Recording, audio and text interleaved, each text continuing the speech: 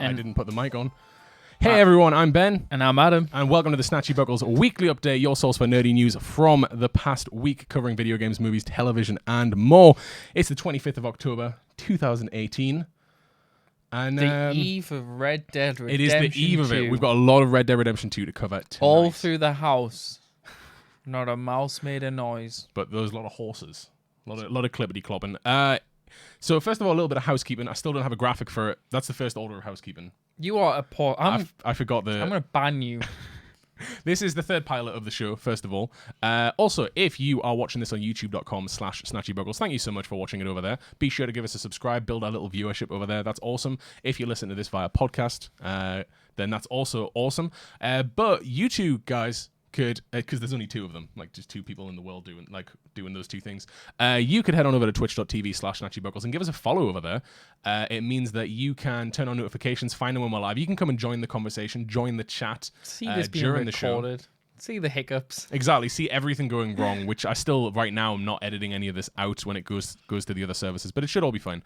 But yeah, speaking of chat, we do have it open. We'll be delving into chat toward the end of the show, but if you have a message that you desperately want to get to us, you can, of course, give us a tip or a cheer on Twitch. That means that we directly get those messages and we can read them out later on. So if you have something you desperately want us to read out, be it a comment, question, suggestion, or something you want to say to us, you can do it via those means. And of course, if you want to subscribe to us here on Twitch, it helps us out big time. It means that you can get our little badge, you get a little emote in chat, and of course you get our heartfelt thanks. And actually the biggest one is you don't get any ads. Ad-free viewing. Ad-free viewing of SnatchyBuckles content here on Twitch. And did you mention being able to post links? Yes, we've now got it. It's fully set up, so only subscribers can post links in chat. That is a new rule moving forwards. You can, if you're a follower and you have something really desperate, you can ask and a moderator may allow it, but 9 times out of 10, you have to be a subscriber. It's a nice perk to subscribing here.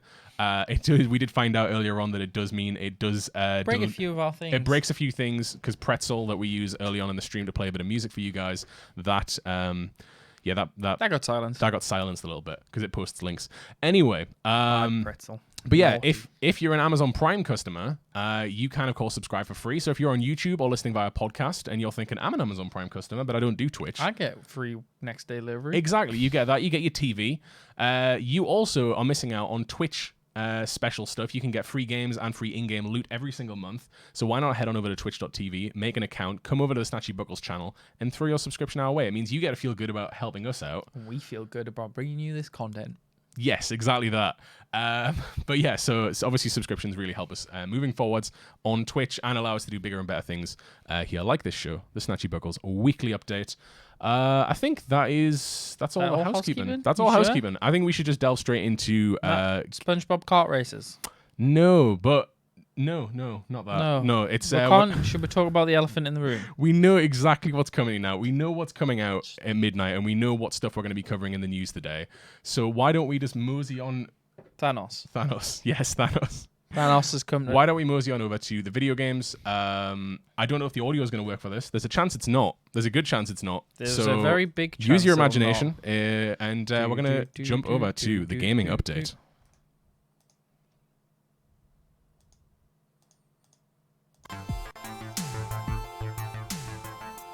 Maybe just caught the tail end of it there. Yeah, might have just caught the tail end of the audio. Fast on the mouse. Adam was fixing it. So yeah, this is the gaming update, and it is, as I said before, the 25th of October, 2018, the eve before Red Dead Redemption, and the embargo has lifted for It's reviews. not even asleep before. It's not Just even asleep let before. that It sink is in. tonight. I was like sitting at work today going, I'm just going to play Red Dead. Yeah. I'll be able to play Red Dead today, tonight. you get to play Red Dead. In less than, what is it now, 5 hours? Just under 5 hours. Exactly. I'm going to be riding a horse and making its balls shrink in the You got to go to the snow. mountains. Mountains. But we do have the reviews that dropped. We talked about this very briefly last week as to what IGN might give it. And you got it right. Bang on the money, because IGN rated it 10 out of 10. I said in Discord I got you a can of Monster as your win. It was reviewed by Luke Riley over at IGN. He said that Red Dead Redemption 2 is a game of rare quality, a meticulously polished open world ode to the outlaw era, which I thought that's a great way of putting it. All of these are just just flating Red Dead here. Like it's a glorious thing to read all of these reviews. But yeah, there's lots of different places. Polygon, who don't pushing that hype train. It's really They've pushing all the hype played train. it now. Well, we're all gonna get together, and then we're gonna ride alongside the hype train, and then we'll all jump off our horses onto it, And then at rob it. midnight. Exactly. Then we'll rob it blind.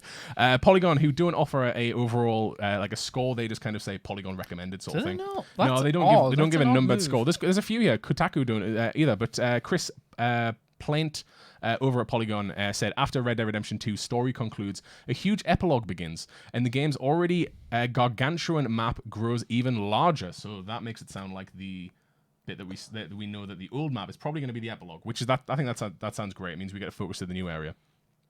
He's eager to dig into this post-game where it seems that you'll be free to focus on taking in the beautiful, meticulously simulated world rather than hurling himself into the middle of it.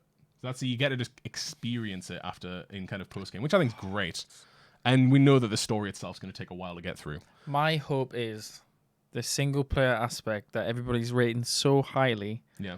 Imagine if they managed to take that experience and put it in multiplayer. The game will start getting like 20 out of 10. Well, a lot of the reviews on here, a lot of the things they're singing its praises for is that it's a much slower experience. It's a lot of people have played Grand Theft Auto 5, which is quite a fast experience, especially the ability to jump. Well, also just the ability to jump from one character to the next. And like if there's not a mission available, you just go straight to someone who's closer to one. You're getting straight into it. This one's slower. This one, you ride up to a town. Maybe you go into the tavern and you order a round of beers for everyone. Maybe you go sit down and play some poker. Maybe you go and do some horse hustle. Like, there's so much to do. Horse hustling. Apparently, there's a whole thing where you can like do there's a whole hustle going on where you can like sell stolen horses and stuff. No, that's a black market horse. I also did see a This small is how clip. horse meat thin as pancakes And come out. to preface this, we're gonna try and avoid like big spoilers and stuff because I don't want to have it spoiled. I'm gonna be playing at midnight for you guys anyway here on Twitch, but. I did see a short clip where someone's horse went down, and we obviously know the whole thing that was talked about, that if your horse dies, it's dead for good. You lose that horse, you have to get a new horse and train it, which is a big deal if you've trained a horse that's like good going through water and it's good going through snow and it listens to you when like scary animals are there. You lose that, you go back to a horse that's like terrified of everything and runs away and kicks you off. This horse went down, and I was watching, and I was like, is he going to end? The horse was like crying on the floor and trying to get back up, and he couldn't. Did he put it out? Did he put it out of its misery? You can put it out of its misery. I'm just going to let it rattle around in pain. You should be You're an absolute monster. You're an absolute monster. But someone's going to do it anyway. Some of the other reviews. Guardian in the UK, Keza McDonald gave it 5 out of 5 like stars. That's some of them are like 10 out of 10. Some of them's like 100 out of 100. Some of them are 5 stars. But I have seen places that do 6 stars, and it's so unnecessary. That annoys me because a takeaway company does it. Yeah. Why 6 stars? We don't know which. We're not going to name any takeaway companies because if you're a takeaway company and want to sponsor the show, then you absolutely can do, and we will praise your 6 stars.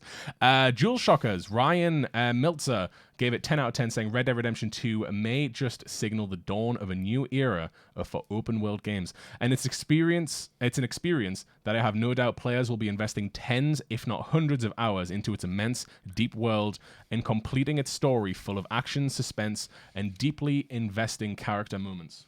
Do you think, because the next big open world game we've got after this, theoretically, would be like Cyberpunk? Cyberpunk's the next thing that I keep thinking about. Shitting itself. Well, you know what I've been thinking? I feel that this game is unfair to games of past and games of future because this year has seen some great titles. And off the top of my head, I'm going to be naming first-party PlayStation ones. God of War, Amazing. Marvel's Spider-Man. Amazing. Like 2 phenomenal games. There's been plenty of other great ones this year, but straight off the top, like Forza Horizon 4 is like the best racing game I've played in years. Have you seen it? It's smashed all of Forza records. Because it's amazing. And it's on Games Pass, so everybody can get it. Not even that. Like, it's broke all Forza's records. And like, so it should. Every best-selling Forza. But yeah, we've had some phenomenal games this year, and all the way along, like, did God of War, and I was like, okay, that's Game of the Year. And then I did Spider-Man. Game of the Year. Well, I thought with Spider-Man, I was like, I don't know, I think God of War might still take Game of the Year, because Spider-Man was good, but Spider-Man, I felt, met every expectation really well. Don't get me wrong, but like, if you think of a Spider-Man game, you think, I want to be able to swing, I want to have a great story, I want to be able to use web mechanics,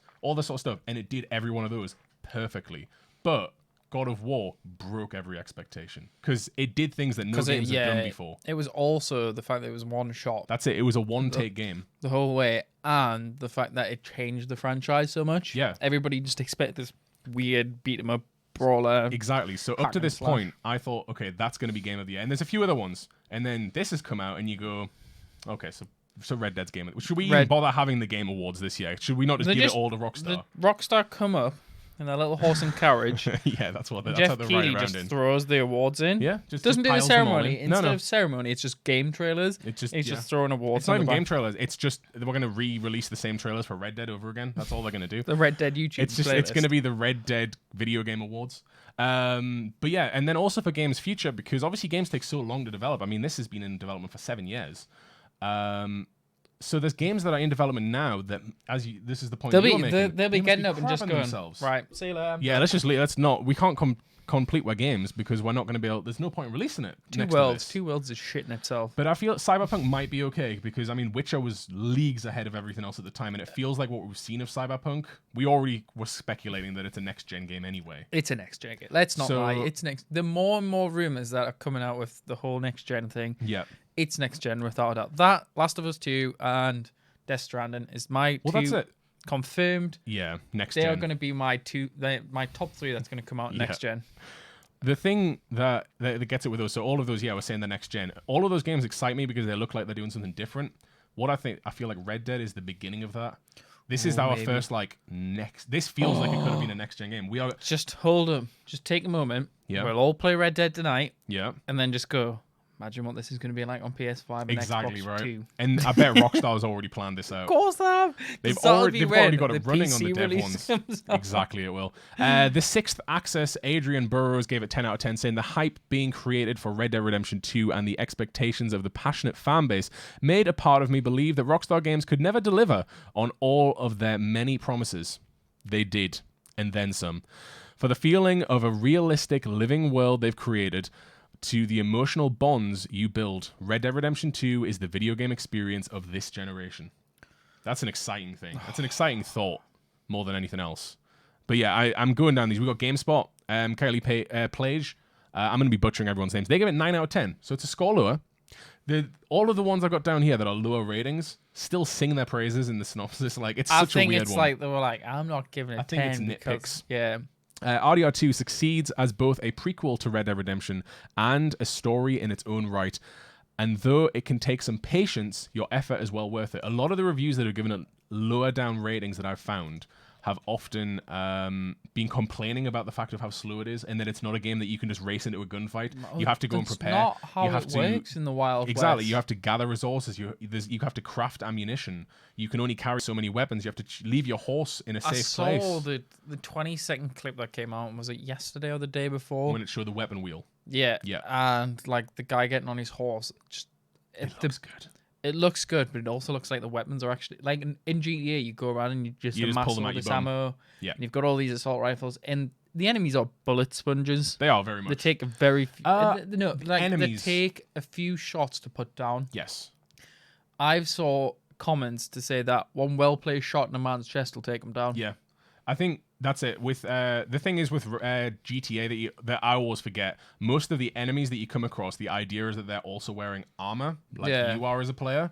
But yeah, in Red Dead, with that not being a thing, yeah. And also there's the gore system. I don't know if you've seen any little bits and pieces of this. I'd already heard about it, and then I saw a few little GIFs today. You can take like any limb off. You can take a man's hand off, and he'll still be alive without a hand, and he's like screaming. And you can take heads off if you've got a heavy enough weapon. You can take legs and feet.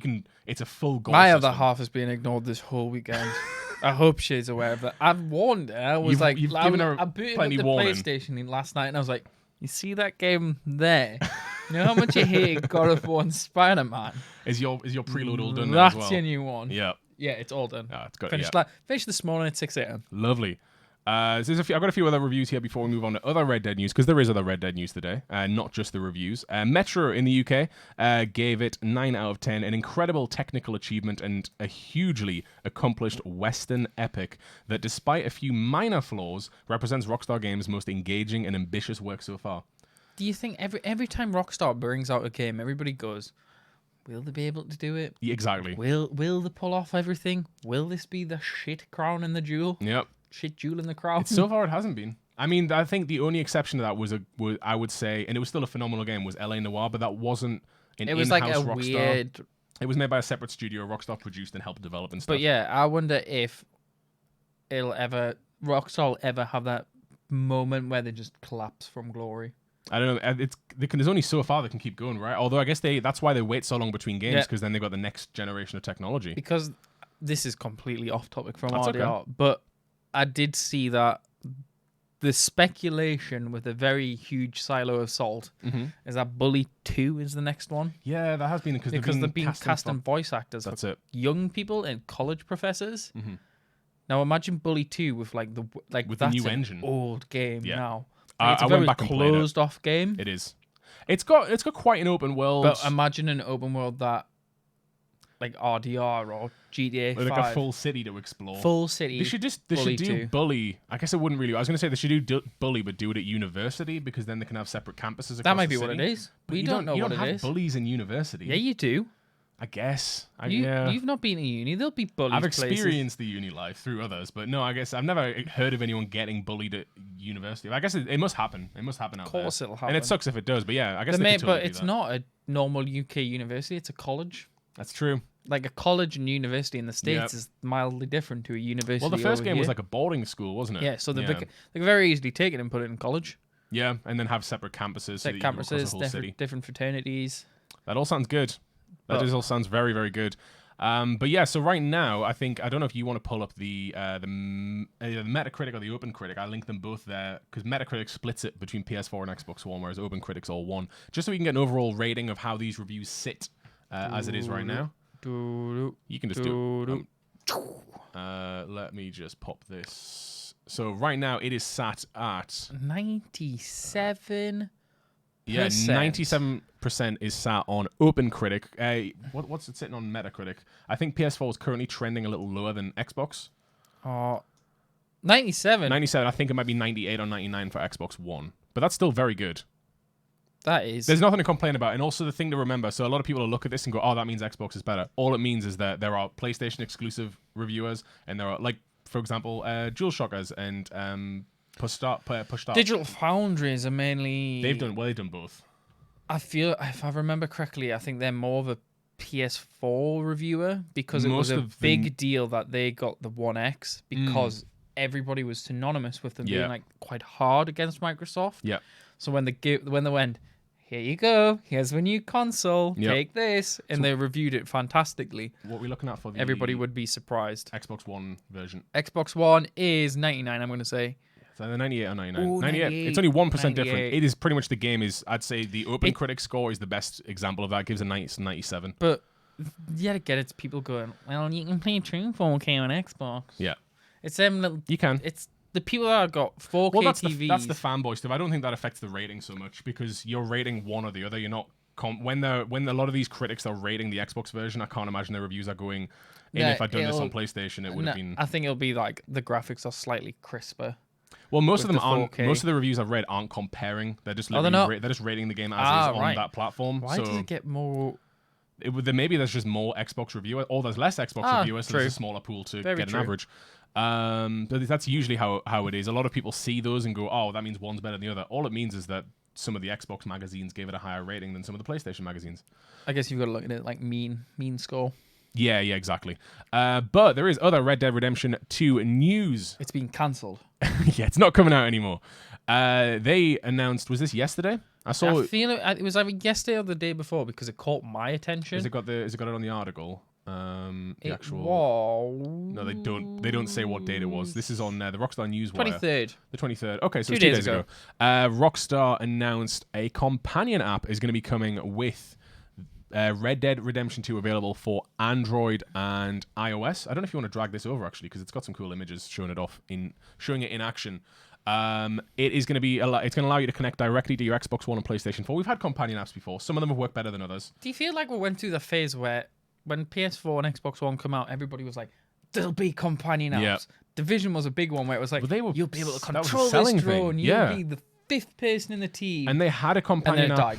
Yeah, they didn't have a companion app for the Division. They did it for Watch Dogs, and it let you kind of jump in, and you could like change the lights or something. You could like mess with other players. No, Division was 100% was going to be a full one, and they dropped it about a year before release. It's ridiculous. Because the game, it gets announced, and then the next E3 we get to see gameplay, and then it's out the next year. By the next E3, there was like no mention of that companion app. I feel like we went through a phase of it. I don't know if there's going to be a resurgence of companion apps. this has been in development for so long. This could have been something that came about when the old companion apps were about, and then like, this will teach them. Yeah, exactly. But so they're finally releasing this one. It's a nice way to do it. I know Fallout did it with like the Pip This Boy. one, this one reminds me of Fallout because there is other companion apps. Destiny has companion app. Yeah, and now that one's less. So this one I equate more with in-game interaction. So it's I think it links directly to your console, whereas Destiny links to the your servers. account. Yeah, because it's an online-only game. So this links, if I just pull this up a little bit bigger, you can see it actually in action. So it's going to allow you to zoom around the map. You're going to be able to zoom the map in and out. You're also going to be able to access Arthur's journal, which is a thing in the game, which kind of, I'm assuming it's going to be like if you complete missions, lore and tracks all your stuff. Yeah. One of the other big things is it's going to allow you to actually have all of your core stats in real time on there, so it'll have your health, your ammunition, any of that sort of stuff, because they actually promote it as you could remove the entire HUD from the game and play it with no HUD on the game and only have this like down here with your map while you're playing the game. I can't do that because I'm going to be streaming it, but otherwise I probably would. No HUD, and you've got to do it from your phone. HUD. You should do no HUD first person. I cannot wait for first person mode. See, I don't know which way I want to play through first person all the way. It's a first person game. It does. It looks good. Riding a horse in first person. That was something that's so interesting. This was an article I was going to bring up, but then I ended up I removed it because there was just too much Red Dead news. It was an article about how they did the motion capture for the horses. Did they get cowboys to ride them? Well, there was a little video. No, the guy that they got to do it is a stuntman, and he's actually John Wayne's grandson. I was like, what are the chances of that one? That's born into you. Yeah, right. And he was the stunt guy that was doing all. So, but there was a few little clips where it was showing him riding the horse, and then he would. I can get rid of that now. Then he would hop. He was doing the capture where he would then like hop off the horse. It was just interesting as well because he would trot the horse forward, get it to stand still, and then he would T-pose so that they can obviously start the capture because they always start capturing T-pose. Imagine if you had to move around real life and do a T-pose before you did anything. Do a little reset your animation. But yeah, this is going to be available. I'm assuming at midnight tonight. We'd hope. I've had a look. It's not available on here yet for iOS or Android. I think they're quite good with releasing that. I imagine bang on midnight. I imagine they're going to be working closely. I think Destiny might have done it. GTA 5 did it. Yeah, because their weird little companion app that they had where you could customize your license plate and you could get a few little upgrades for your car and you could play with Chop while not playing the game. Dead. It was a weird one. Yeah. This feels like the right way to do it. But yeah, to me, it feels like the Fallout one. When I first played through Fallout 4 on PC, I had my iPad in front of me as my Pip-Boy and it was very handy. You just need a little like dock. I've got a little stand that I can pop this in. So yeah, that's perfect for it. But yeah, I'm excited. I'll use it. I'll check it out. I'll obviously for the stream when I'm playing through it, I'll still use it because otherwise there's no point in me. No one will ever see the map otherwise. That's true. But yeah, so that's the companion app which launches tomorrow along with the game. And more interesting, a little bit more about the actual sales. This is an article from Christopher Dring over at gamesindustry.biz that all eyes are on Red Dead Redemption tomorrow to basically help the UK physical game sales, because game sales are down. They're down another 6.2% from last year, and they've been dropping every single year in the UK. This is just physical sales. Games like COD, Assassin's Creed, and FIFA have also sold less copies than their predecessors physically. Obviously, digitally has been going up. Do you think we're going to move towards more, like, there was a big uproar when this generation came out of being like all digital? Hell, Microsoft was just going to go down that route completely. Yeah. Do you think that next gen they'll try push digital even more again? I think so. I think digital, because we're getting that infrastructure. I think they'll put that infrastructure in place of like Games Pass. Yeah. Maybe built into the console. PlayStation Now. Yeah. Built into it. Absolutely. So we'll see. Well, we're seeing that obviously Microsoft and Google are both racing now to see who can get like solid streaming. I'm trying to open the can off mic. For doing streaming video games like to play with no latency and stuff. So if that's becoming a thing, they're obviously counting on people having good enough connections to be able to deal with digital games. So why not? I don't think they'll force the whole DRM side of it. Like that was the issue. Yeah, that was the issue. Maybe make the check less often, once a week. Yeah, but yeah, I feel like digital is just going to go up and up. I can't remember the last time I bought a physical version of a game. I eye it up every so often, and obviously we share games and stuff. But like for Red Dead, I genuinely looked into it. And then I was like, it's like £10 more to buy digitally, and then I essentially get 2 copies. Yeah, that's the thing. Like, there's no justification. I think in the next couple of years we're going to see the fall. We've already seen the fall of our local games. Oh, we have. Granger Games. Granger Games is a big northeast one, and it's all gone now. Game's going to go soon, I think. Yep. Because of they stepped in the same sort of territory that Granger did before it went. Yep. Granger started selling phones and doing repairs and whatnot. Trying to step on some of the just entertainment store Game places. is doing that now as well. So they're selling the phones, they're selling pop figures, t-shirts. They now have like party streaming booths in there. At the same time, they're probably making a lot of money off of those things. Yeah, because you've got all that audience that goes to those stores to exclusively buy. Like if little comic book shops that almost exclusively sell pop figures can stay alive, I imagine Game's probably going to be able to do it. But I do understand what you mean. That I think we're going to see Game gone for certain in maybe the next 3-4 years. Yeah, probably. But yeah, so it's basically physical sales are not good. What is that noise? The noise is on our. Oh, I think it's fireworks. It's fireworks. Of course it is. Someone was tapping on the window. Because we're like a week away from Halloween, so everyone has to have fireworks going on. Yeah, do you not know? How else do you celebrate I saw Halloween? Harry Potter when we were in the shop earlier. What? Did you not see Harry Potter? No. Oh, I wasn't paying attention. There was a kid came in dressed as Harry Potter. So if you hear fireworks, it's on our end. We do apologize for that. We are not being invaded or swatted. Yeah, exactly. But yeah, so all eyes right now are to see if Red Dead Redemption can turn around the UK gaming market and actually get some physical sales out the door. I've seen a lot of people, like I know a fair few people that's getting it physical. Yeah. Although there is still a lot of, I think right now the digital sales, as much as we think it's the standard, I think it is still the minority in the grand scheme of things because there's a lot of people out there.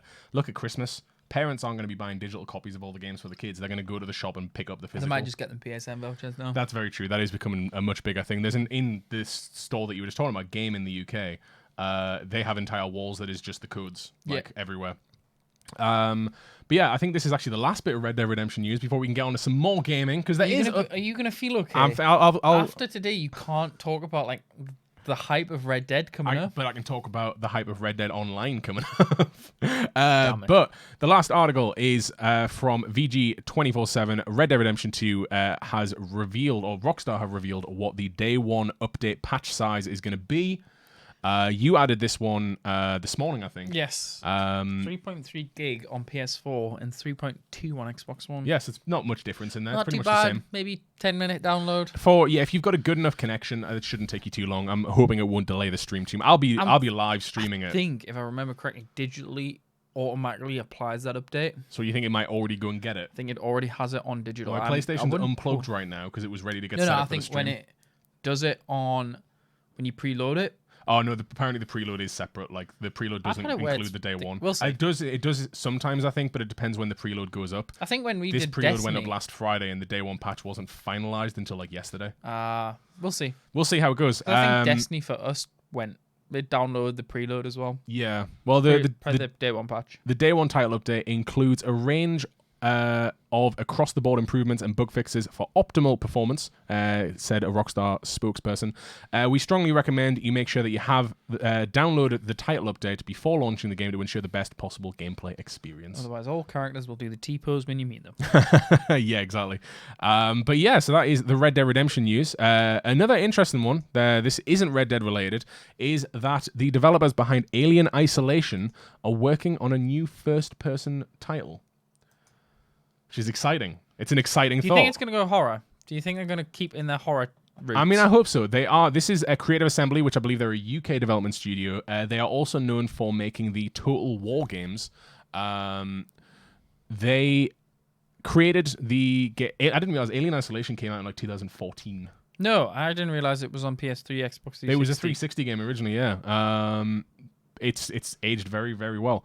But yeah, they have listed a job listing for a senior gameplay and AI programmer. They want Unreal Engine is an essential, so apparently it's going to be running on Unreal, as is like most games nowadays.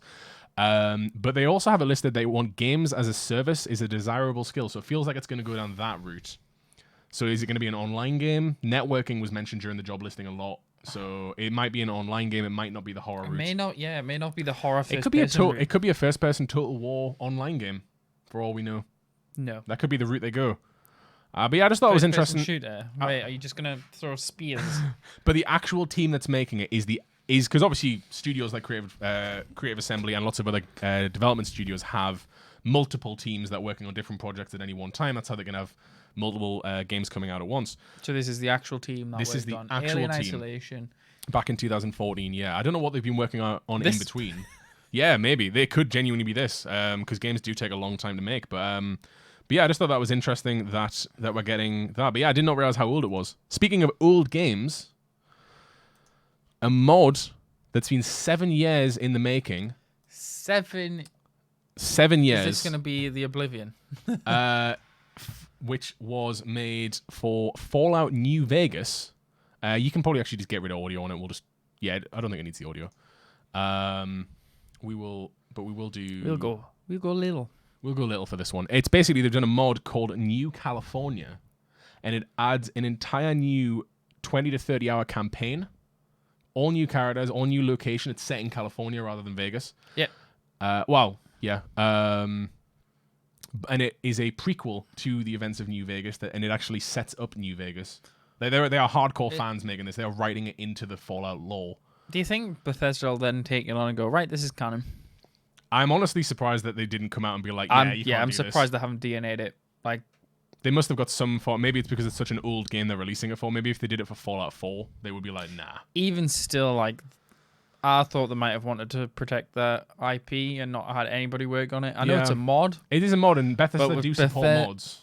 But this is a big mod. This is essentially like they're being very clear in the page for it that it's not DLC. They're not treating it as if it's like a fan-made DLC. It is a mod. It's a total conversion mod. It makes it so you can play through. That man looks like a frog. It reminds. I forget how dated this game will look at this point. I forget how much we've been like how much graphics of how far it's come in this amount of time. It looks like Fallout 4's facial animation. I guess if you put this next to Fallout 4, you'd be surprised at how good Fallout 4 looks in comparison. I think next gen. Yeah. Bethesda need to just... They've already said they're doing a new engine. Bin this engine for Fallout. Get rid of Creation. Do it. I think they're working on a new engine for the next Elder Scrolls title. The new Elder Scrolls did look fun. Well, I mean, from the little clip, yeah. The little clip. We don't know if it was in-game. It might be. They could have, for all we know, they went to the hills with a drone and filmed it and went, this is... No, they went to... balls. Who's the really good CGI people? What, they went to Blur? Yeah, Blur's made Blur. it. Yep. Make us look good. Make a good engine. Imagine Blur was in video games. Like they used their assets to create. To actually make. I don't think we've got consoles that can support the graphics at this They point. would explode. Yeah, I don't think it would work. But yeah, I just thought this was an interesting one to throw in there because I like Fallout, and I guess this is a good alternative if you're not looking forward to Fallout 76. You're not interested in the multiplayer. You want a single player story. This is a brand new 20 to 30 hour single player story you can play through. That looks very well crafted. Like if you didn't know any better, this looks like it's not edited in the same way as you'd expect a launch trailer for a real game. Yeah. But it looks. If I didn't know any better, this was made by. Well, it wasn't. It was Obsidian that made New Vegas. But yeah, you would totally think it was Yeah, it looks pretty legit. I mean, it could be a legit. Yeah, it's very, very well polished. It's been 7 years in the making from a lot of different people who've had a hand in making this, and it's finally come out. It's available now. It's been 7 years in the making. The whole time this is being made, Red Dead Redemption 2 is being made. Yeah, pretty much. Yeah. But obviously Red Dead Redemption had its own like engine and everything else, whereas this was... It had a full set of developers. Yeah. Probably about 100 plus strong. The set of developers, what, you mean for this or for Red Dead? Red Dead. I was gonna say I don't have the list. If you want to find it, search Red Dead Redemption or Rockstar Thank You in your window, and we'll pull this up because I forgot to actually add this as a link. Not cards. Google autocorrected you there. Yeah, that's the one. So yeah, I am. You just set your age on that. 45. And then if you want to drag this over to this window. And then I will do... sweet Jesus. These are the people that worked on the game. I think there was about nearly 3,500 developers. This is their Rockstar's final response towards the criticism about crunch and everything that they had. Yeah. They obviously came out, a lot of people came out and said that they don't have to do crunch. Some developers, like teams, received emails from Rockstar saying, we do not expect, like just to basically make it perfectly clear, they don't expect crunch to be like a set thing. Yeah. And then Rockstar even put this website up thanking every single one of them by name. That's a lot of people. That is a lot of people. Imagine trying to find your name in the credits. Yeah, I know, right? Imagine sitting through the credits. This is going to be the credits of the game, essentially. We'll do it now. So we don't have to do it later. So you can just jump straight out of that credit scene and just straight back into that open No, world. I'll probably be, if I'm streaming it, I'll probably take the credit scene as a chance to like stretch my legs and like do something other than sitting down. Someone's middle name is Pepper. That's what they go That's by. a fun one. That's a fun middle name. But yeah, that is the thank you. That's the amount of people that worked on that. But yeah, so that was the Fallout news. Then we immediately transitioned back to Red Dead Redemption. Can't help ourselves. There was a tease for another old game. I added this week, and you did. I think it's worth mentioning the story. You added it. I saw the. You saw the. I saw a little bit of info saying it wasn't real, so I removed it, and then you mentioned it today, and I looked further into it and was like, oh, yeah, it's not real, but it's worth mentioning. Basically, a couple of the voice actors. David Hayter. Yes. David Hayter being behind all of this was like what most famously known as the writer of X-Men, of course. Yes. Famously known as the man who plays Sam Fisher. No. You can't. No, Michael Ironside is a treasure. David Hayter is better. David Hayter, the voice of Snake. Robin Atkin Downs, who's the voice of Kaz. Which one's Kaz again? If you were to search Kaz, you'd probably find him pretty quick. He was another member of the. Oh yeah. Yeah. He is the master. Yes. So in Metal Gear Solid 1, he's the one that like comes out and who Liquid is pretending to be. Yes. And also Chris Zimmerman, who was the voice director for the Metal Gear Solid games. They came out on Twitter and it seemed like they were teasing. I was so excited. I found this article. Yeah. And it was like I was going through it and it's like, oh, it referenced the video games they were acting like their saying that the characters mission was coming. That's it. It wasn't even just mission. Like, where was David Hayter's first response? Yeah, it was a little bit further down. Missions take time to plan. That was from the guy that plays Kaz. And then he messages David Hayter going like, great story. So what happened to us now? Yeah. And the link like an article about how David Hayter became Solid Snake. Yeah. And then Snake responded with Kaz message received.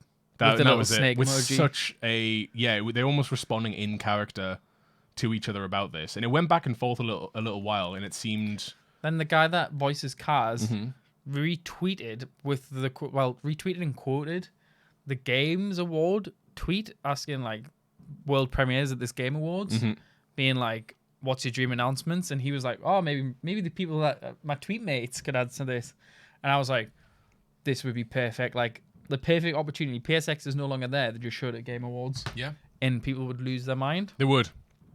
And then the voice director guy just came out and was like, new exciting stuff on the horizon. And I mean, there might still be something, but they could. The whole debunking could just be trying to throw people off the scent. Exactly. But it turned out that the thing that Robin Downs was promoting was that him and David Hayter were doing a live stream together, which has now happened. And the full interview with David Hayter basically going over it. He was just apologizing for getting people's hopes up and saying that like nothing's happening. He hasn't been contacted by Konami. He's like, as far as he's aware, Konami still owns the rights, so they could still do something, and he's 100% on board.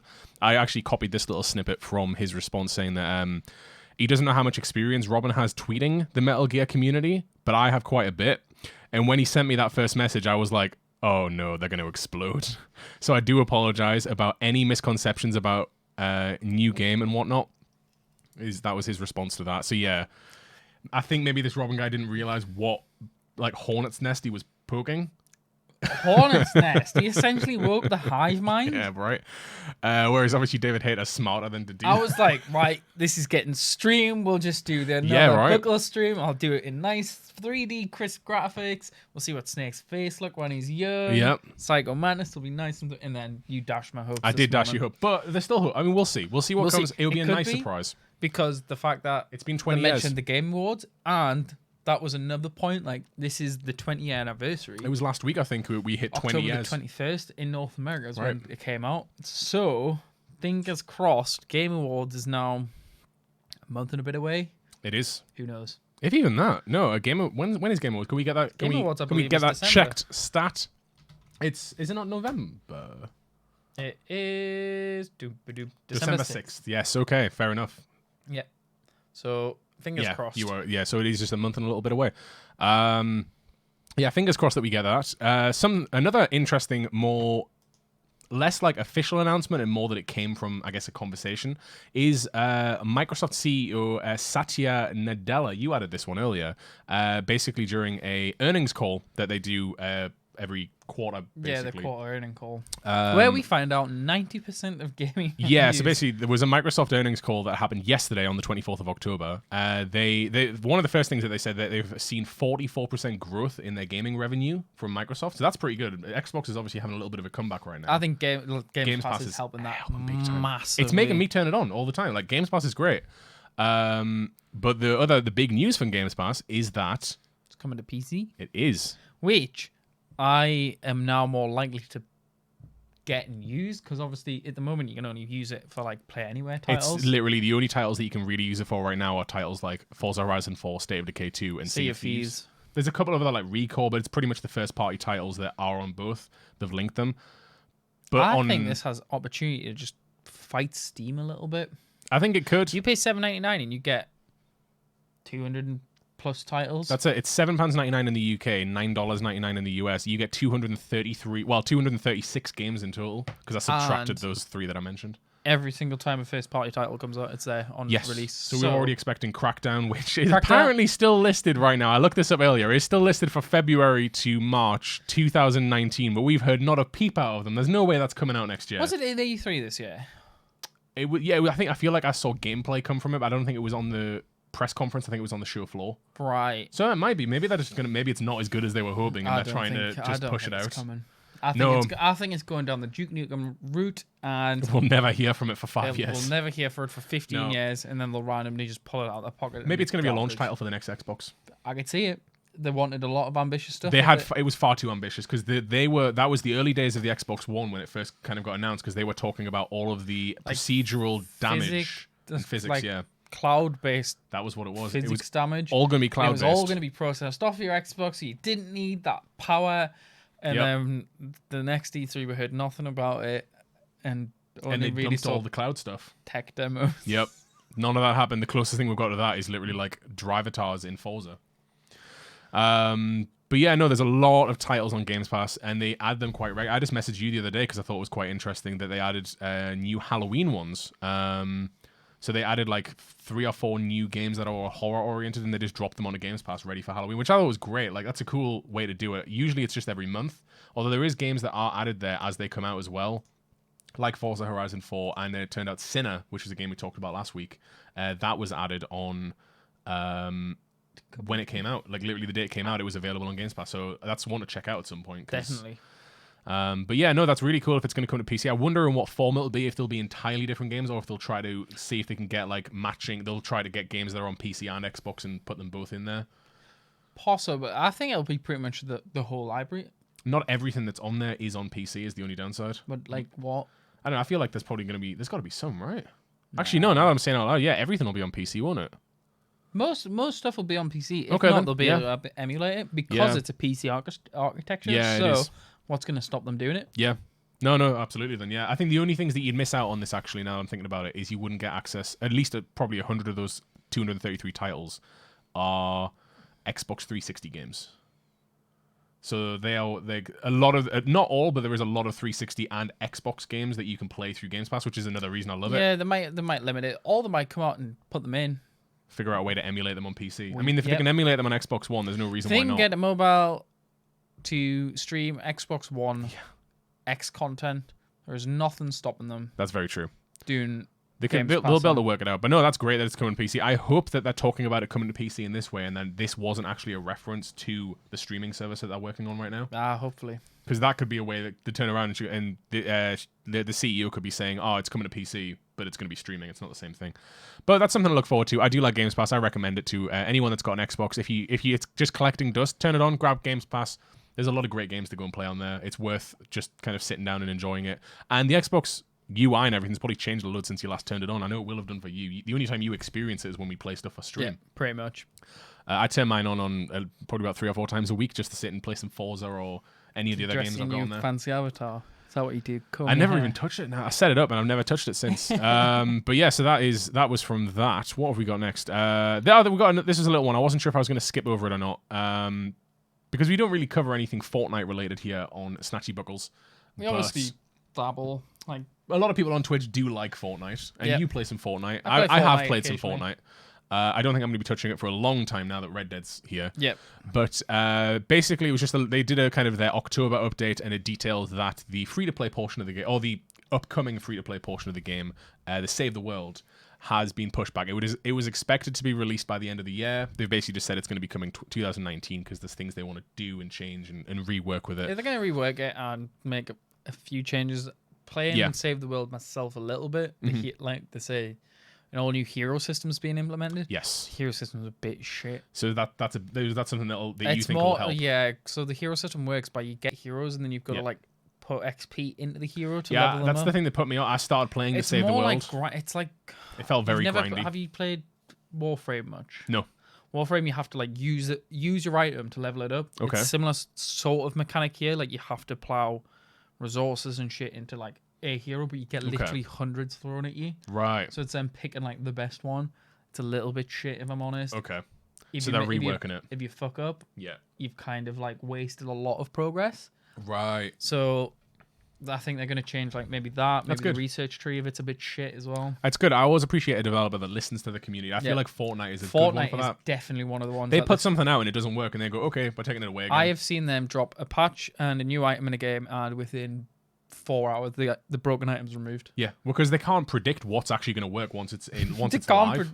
Or how people are going to use it. Because they've got like millions of people playing it across how many devices can play it at this point? Everything. Literally everything can play it. Yeah, Android it's literally the new Minecraft. Switch, Xbox, PlayStation, PC. The only thing it's missing is on a smart TV.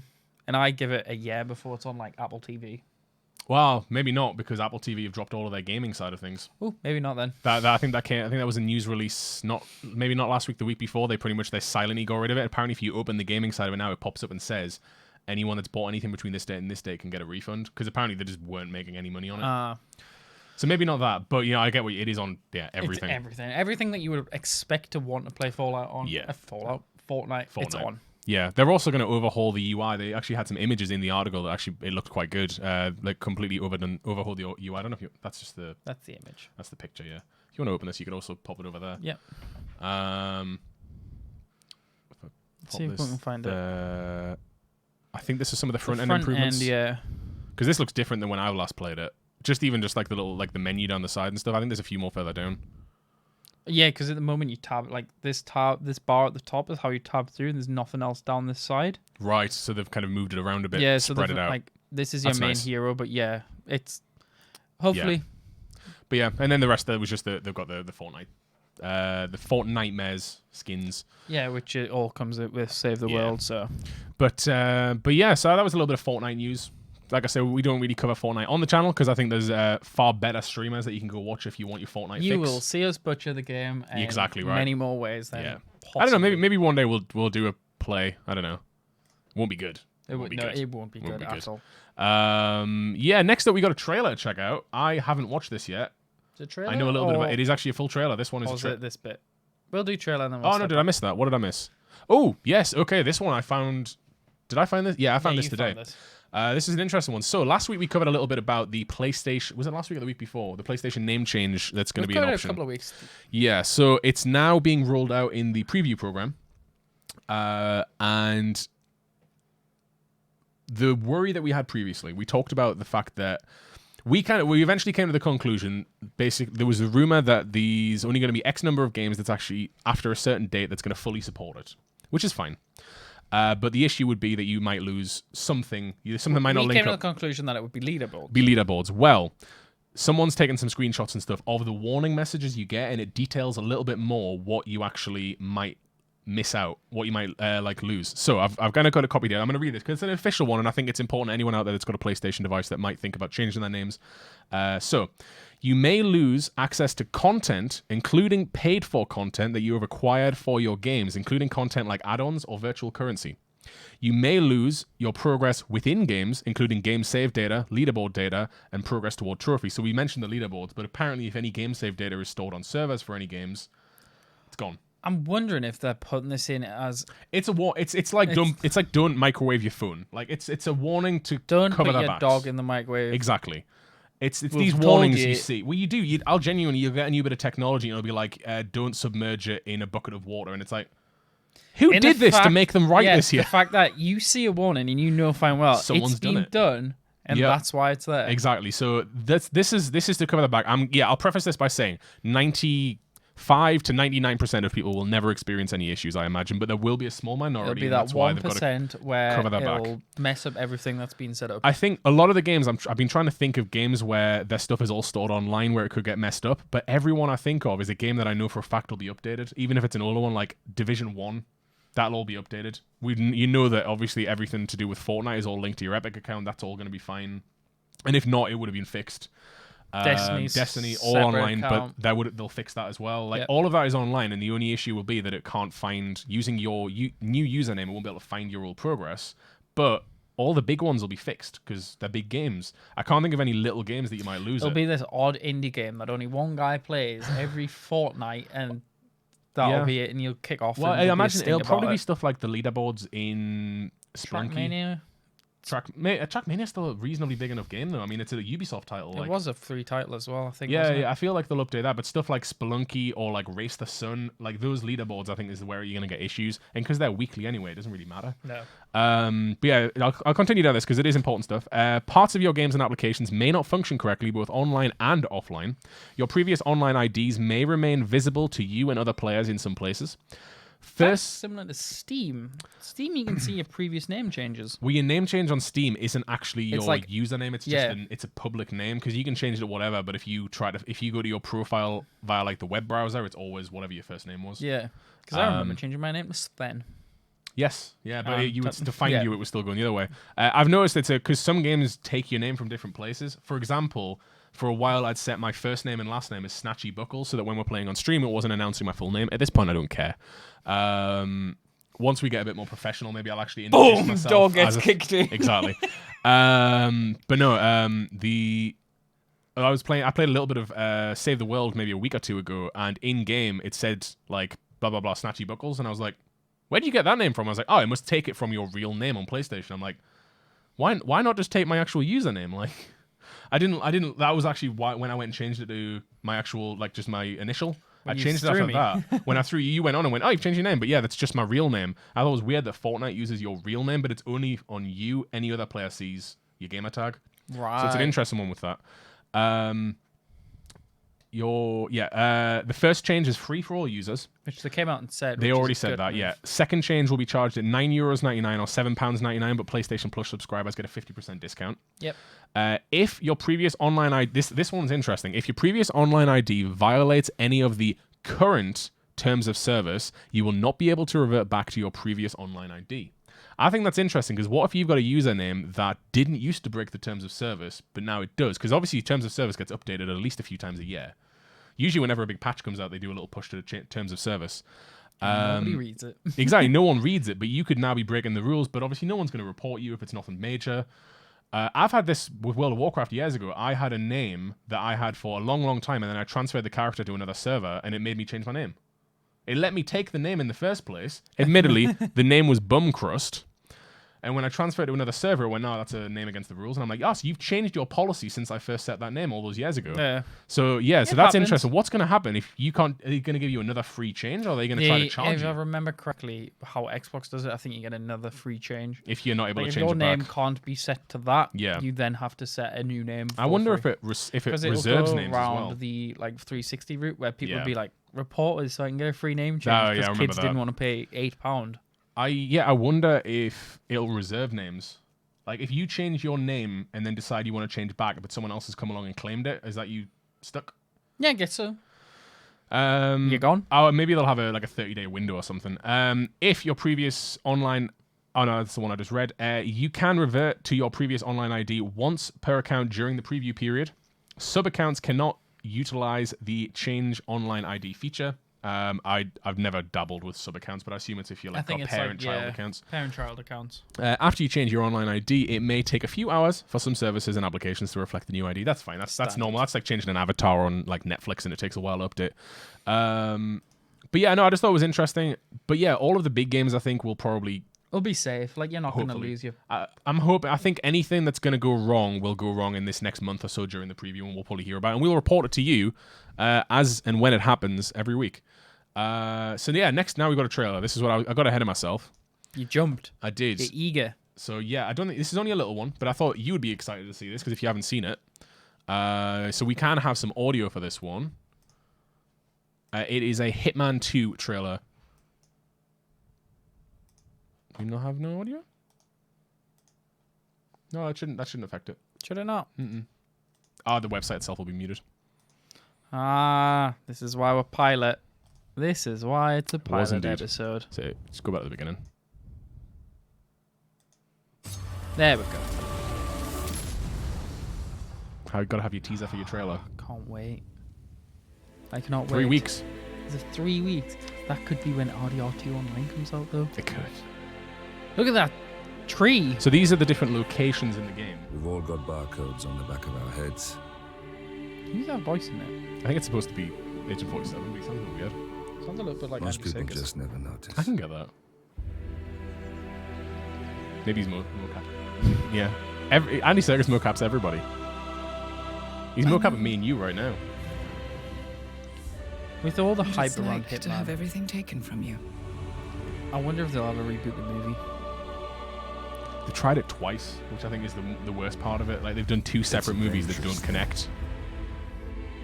Having a conscience. It's just going to be 1,000 times better. Some of the locations we're seeing right now. Because previously we've seen Miami. Yeah, we've seen Miami. We've seen Colombia, which was the bit where we saw in the jungle. That was the last trailer that came out. Yep. But now we got to see a little bit of Hawke's Bay. I'm assuming that's the beach bit. We got to see a little bit of Mumbai. We got to see a little bit of Wilton Creek. Or Whittleton Creek, sorry. And the mysterious Isle of Scale. Or Shale. I don't know how it's going to actually be pronounced on here. But yeah, it's that's something that we've got to see some of the new places, which I thought is very exciting. And it's 3 weeks. I think it's the 13th of November. 13th of November. Yeah, and considering it's the 25th now, that's 3 weeks pretty much. Yep, pretty much. So I want to know how Not much long. that limited edition costs. what for the suitcase? I want the suitcase in the bullet keyring. And I'll start throwing the coins at you to distract you. That duck blows up as well. I want to throw the rubber duck. I bet it's going to be about 110. You can probably look it up if you want to. Is it only available at GameStop? Only a GameStop, yeah. They're not going to do it like a one in the UK. They often do it where they split the retailers. But if you want to look that up, I've knocked your screen off while I talk about the next bit of Hitman news. Hitman have released the Halloween pack, which I thought was pretty cool. If you don't own Hitman Season 1, I guess is what it's being called now. Yeah. They've released Colorado as a destination for free. So the way the game worked is because it was episodic, each episode was a different destination. And I think they released Paris for free a while ago. I think if you can just get Paris for free if you just go grab the game. Possibly. And maybe it's just the training level, I don't know. One part of it was definitely free and then you bought the rest. But right now you can get Colorado. I think they did Paris for free. You can now get Colorado for free for a limited time.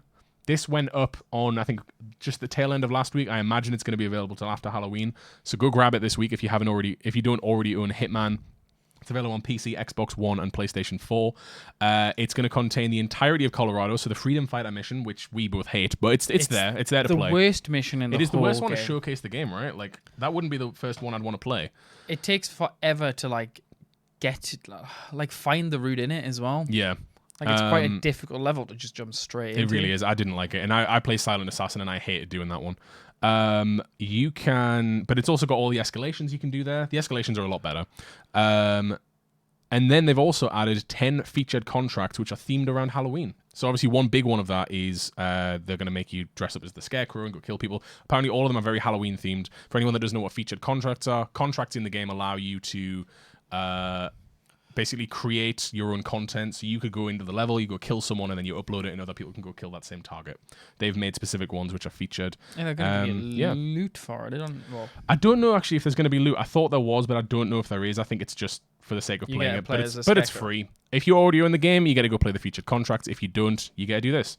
But yeah, basically that is the Hitman news. All we've got left now from the game update is game releases. We know what one of them is. I'll get to that in a second. But on Friday, 26th of October 2018, that's tomorrow, if you're watching this live here on Twitch, you can get My Hero 1's Justice on PlayStation 4 and Switch. I'm not familiar with this game. In my head, I imagine it's a JRPG, but I could be totally wrong. I think that's exactly what it is. You can also get Red Dead Redemption 2 on PlayStation 4 and Xbox One, available from midnight tonight, if you're watching this live. In 3 hours and 52 minutes. Not that we're counting or anything. But if you're not into riding around the Wild West, next Tuesday, the 30th of October 2018, you can get your hands on Call of Cthulhu. Bit of creeps on the go for you. Yeah, the official video game. I really want to try it. Yeah, I'm definitely intrigued by it. It's going to be available on PlayStation 4, Xbox One, and PC. This is obviously inspired by the H.P. Lovecraft book. It's got a very interesting mechanic in it as well. And it's also being inspired by the RPG game from the 80s. But yeah, so it's the official video game. And also Mutant Football League Dynasty Edition is coming to PlayStation 4, Xbox One, and Switch. I never played Mutant. FIFA 20. Yeah. Is FIFA going to revert to 20? Do you think, is that where it's going to go next? Do you think it's what gonna is it called, now? It's FIFA 19. Do you think it's going to go FIFA 20? Or do you think they're going to call it something completely... They've always done the years, haven't they? It'll be the years, I think. Yeah, because it's for each season or something, right? Because it's like for the next season. Yeah, I don't know. I don't care. So what came out this? So 19 came out. Yeah, so it'll be next year. We'll get 20. It must be 20, yeah. It has to be. If not, they're going to break protocol. Yeah. But yeah, so that was all of the game releases so far. I'm going to take a super quick break from the show right now to tell you guys about Audible.com. Audible is a great audiobook service that is available. It's ran by Amazon. And this show is in part brought to you by Audible today. You can head on over to SnatchyBuckles.com/audible and go and get your... you can get a 3-month subscription for half the price right now. I think it's in the UK, it's £3.99 to sign up. And if you use our link, it lets them know that we sent you and it helps us out. And yeah, you can get... It's $3.99 for 3 months of Audible, which is great. And you get one free book every month as well. That blew... And as well, I think if you don't continue on your Audible account and you download them, I think you still get access to You got to keep them after the subscription's over. Like, yeah, no, absolutely. You don't get that book and then it's gone after you've stopped your subscription. No, so there's the audio book that you really want to hear. That's it. You can grab this $3.99 for 3 months, and then you're grabbing 3 books for that. So yeah, hashtag sponsor. It's not an ad though. No money, direct money changed hand for it, but they're basically helping us out. You can find the link if you're on Twitch right now. You can go down. You'll see a little banner that'll get you there to get that special offer that we're providing you, or you can head on over to SnatchyBuckles.com/audible. That's SnatchyBuckles.com/audible, and it helps us out, and it basically gets you exactly. It's the first one to help the show out, and it's a great offer, like $3.99 for 3 audiobooks, because the audiobooks are like £10 each normally. Normally, yeah. So unless you go on Black Friday and exactly. So if you get cheap 50 pence 3 of them books for $3.99, that's great. And once you're an Audible customer, you also get discounts on any of the other audiobooks. I think as well, there's very loose restrictions on it, so there is no limit of good to go. This is my free audiobook. What do you mean? Like when you claim it free. When you go to the shopping cart, it's that you get to choose if you want to buy or if you want to use your free token. So I don't think there's much restrictions on using that free token. No, you can use on any of the audiobooks. They have over 3,000 audiobooks available. Anything from listening to The Martian, which I have listened to the audiobook and it's very good, or To Kill a Mockingbird. I haven't listened to the audiobook, but that's the one you can listen to. I can't remember. I think I started listening to like it or something. That'd be an interesting one. Apparently, Pet Sematary is a really good one. Pet Sematary would be very good. I don't know who reads that one, but it would be very, very good. It's definitely and the new movie comes out next year, I think.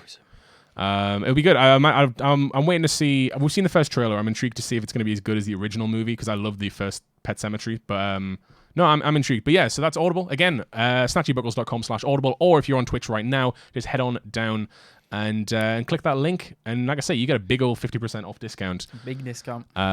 It does automatically renew after that, and it's $7.99, but you can just cancel before that point. I think you can actually cancel really early on, and then it's just like, oh, well, you've got it until this date now, which is great. So yeah, 50% off 3 months of Audible. So now, shall we head in? Do you want to right-click and open the thing? It'll for the audio. Don't click it. Just in here. And yeah, do that. Audio listeners have no idea what's happening. So when I press this, a new thing will flash up there and you'll just change it. Yep. Okay, so let's head on over to the entertainment update.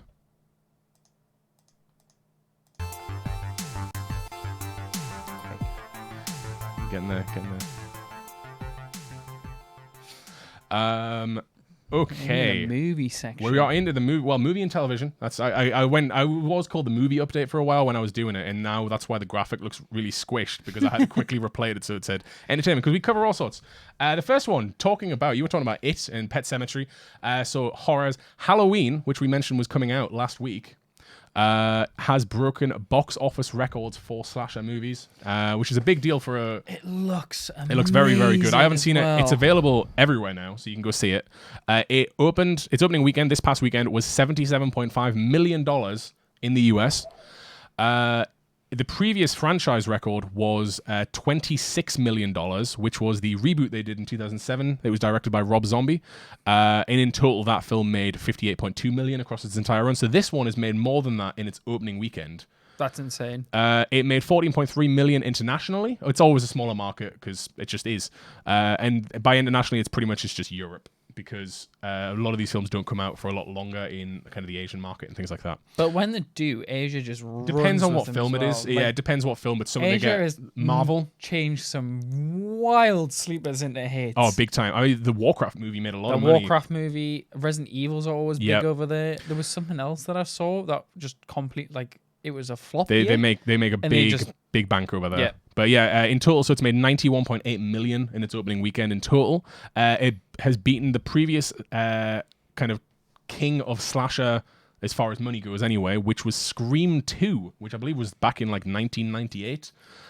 Which that one made $33 million on its opening weekend, but Forbes converted that so that you could see what it would be if it was now, because obviously money's changed since 98. It's 20 years ago. No monopoly. 20 years ago, yeah. There will be $65 million in today's money.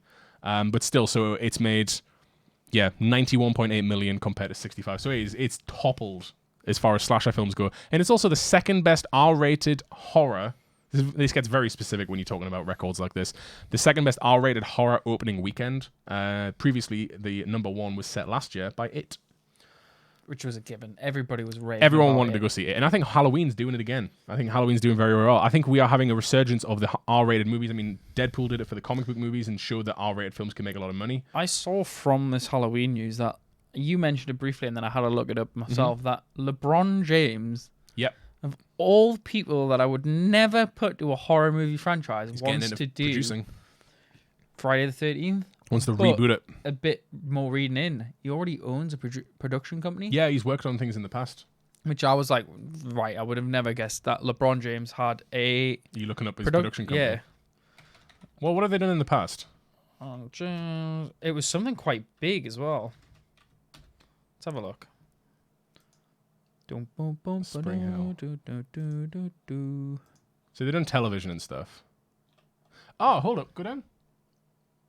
Was More Than a Game, is that the one that won an Oscar last year? Possibly. I could be making that up. I don't know. But, yeah, that was Halloween. I think that's great. I'm looking forward to seeing it at some point. I do like horror films, and this seems like it's a proper return to classic slasher. And, yeah, I'm excited for seeing it. And good for them for doing so well. And, yeah, getting people out to the cinema to see a good film. I mean, its competition was like Venom. But all that being said, Venom's made a lot of money as well. Next in entertainment news, we've got a teaser image that's dropped from Godzilla King of Monsters. I don't know what's the best way to open this image. Like that. This way. Let me just do that. So this is from Godzilla King of Monsters. This is the first... No, it's not the first teaser image, but it's a new teaser image of King Ghidorah. Which is one of the big monsters from the Godzilla kind of universe. Yeah. It's a big 3-headed flying monster. This shows a little bit of scale. It looks like it's in ice or something. Is it possible? Yeah. I can't tell if it's ice or it's supposed to just be like smoke and clouds and it's just like... reaching through. Those people don't look necessarily like they're running away so much. Yeah, so to me that looks like ice. it could be ice. There's like a big encased in structure that's ice, been yeah. built around ice. But yeah, so that's that movie... This follows on from the Bryan Cranston one, doesn't it? You still haven't seen that one, have you? No. I don't want to upset you, the fact that Bryan Cranston's in the movie for all of 5 minutes. Yeah, but he was in... All of the trailers were Bryan Showed him in. Cranston, and then the movie is just Aaron Taylor Johnson walking alone in the wilderness, and occasionally it cuts back to... To be fair, I've seen Kong. Kong is a good movie. And Kong is apparently meant to link into this. Well, no, it's not going to link into this one. It might have some ties, but...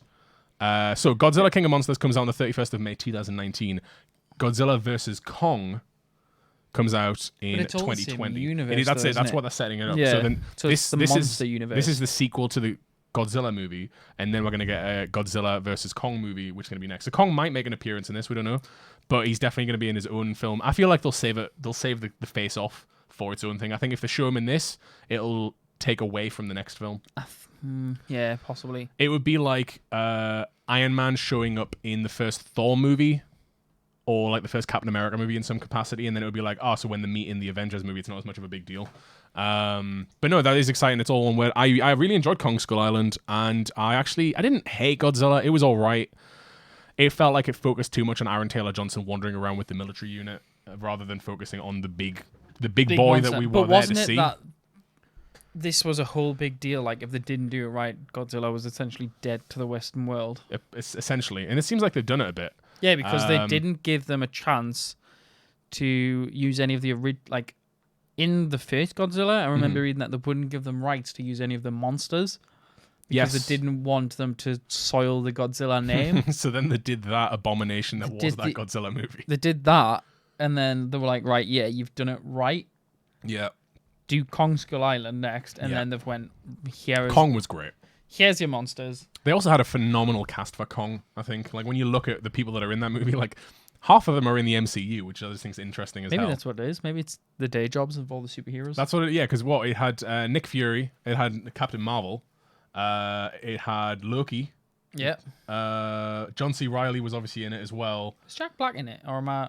No, I don't think Jack Black's... you may be thinking of John C. Reilly's character, because he's the one that was already on the island and everything. Because he's obviously... he was in Guardians of the Galaxy. He's probably dead now. He's the one that gives him the ship at the end of Guardians. But yeah, no, it's interesting. I'm glad that we're getting to see a continuation of the Godzilla rather than just another reboot. Speaking of reboots... Did you like the way I did that? Segue. Disney are currently looking into the option of rebooting the Pirates of the Caribbean. No. You're just saying no. They should have stopped after 3. Well, that's it. So would you prefer that they continued? Or... No, I'd rather they take the franchise and throw it in the bin. See, I loved 1 as a kid. I loved 1. And I liked 2 and I liked 3. I think the films went down as they went on, but I could still watch. Was phenomenal. The first one was phenomenal. You could just watch that one again and again, and I did as a kid. But the first 3 are like the first. That trilogy like is best. great. Yeah, they are the best ones. After 4 that, and 5 are pointless. Flush it down the toilet. Well, 4 I hated it. It had no right to be made. There was no reason for it at all. The way they did Blackbeard was all right, and I like Ian McShane, but I hated the film. And then the most recent one, which only came out last year, Dead Men Tell No Tales, there was no reason for it. They're just milking. It's just I don't know if it's because I've got a dislike for Johnny Depp now. Burn it. Never release it. Well, that's what I feel like if they're going to do a reboot. See, the thing who's going to be able to replace Johnny Depp as Well, Captain they don't Jack. have to do Captain Jack, though. Don't care. It's based on a theme park ride, so Captain Jack, they don't have... That's the thing that interests me.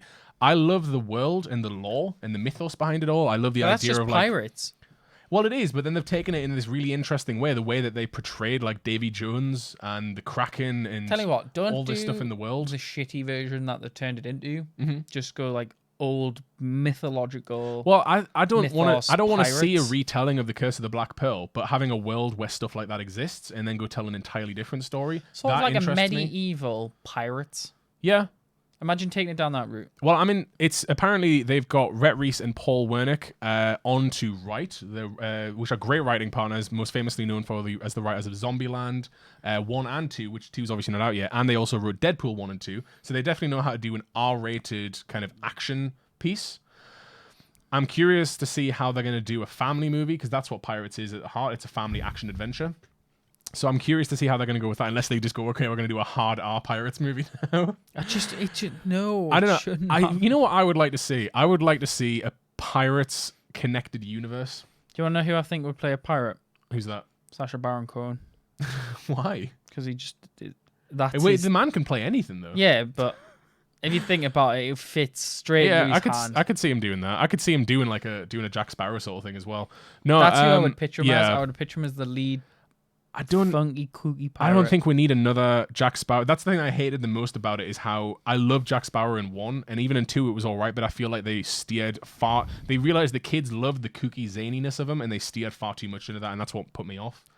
I thought it went too, especially when obviously he got stuck in Davy Jones' locker and then he went really crazy. And it's like, no, I liked him when he was he just seemed like he was a drunkard who was selfish and didn't care about anyone else. And then they actually made it so he was just outright insane. And I'm like, no, I don't care about this character anymore. And if anything, I want this character to get help. Like, I don't care about his hijinks anymore. Next, it'll be Willy Wonka and the Chocolate Factory. Calling it now. That's going to be rebooted again. They're just going to work. What they're going to do is Disney are slowly going to remake every film they've done with Johnny Depp and remove so that he's not part of it anymore. Johnny Depp from existence. Yeah. No, I would be happy to see a connected universe because I think my issue with the Pirates movies and the fact that when they went and did sequels, they just continued the Jack Sparrow. The timeline is more messed up than a bowl of spaghetti. Well, the timeline I think makes sense. They've always been sequels. They've never done a prequel. They always follow on from each other. Have they? Yeah, no, they all follow on for each other because Stranger Tides takes place. That's the fourth movie. That takes place after at World's End, the third movie, and obviously that's when Will's off being the new Davy Jones. And then in the fourth, I think I've just grown such a hatred after 3. I'm just like, in the fifth movie, the most recent one, obviously it's the whole thing is that Will's son's in it, and then Will comes into it for a tiny bit because the film it's like 10 years later, so he gets to come back up. All that sort of rubbish. No, I think the issue that they went with is they decided, we're going to milk the Captain Jack character. Rather than what I would like to see is... milk themselves into a corner. Yeah, well, what I would like to see is... Well, they haven't if they reboot. They could just go, none of that exists. Oh, yeah, but... But no, what I'd like to see is taking this world, and yes, do an adventure like that, but then let's see what's happening somewhere else in the world with totally different characters. It's the issue that I somewhat have with Star Wars. Game of Thrones, but as pirates. I guess, but I mean, more adventure, happy, all that sort of stuff. But no, family-friendly Game of Thrones and pirates. My issue with Star Wars, and I love Star Wars. Don't get me wrong, I love Star Wars. You hate Star Wars? No, Jar Jar Binks is your favorite character? No, I hate Jar Jar Binks.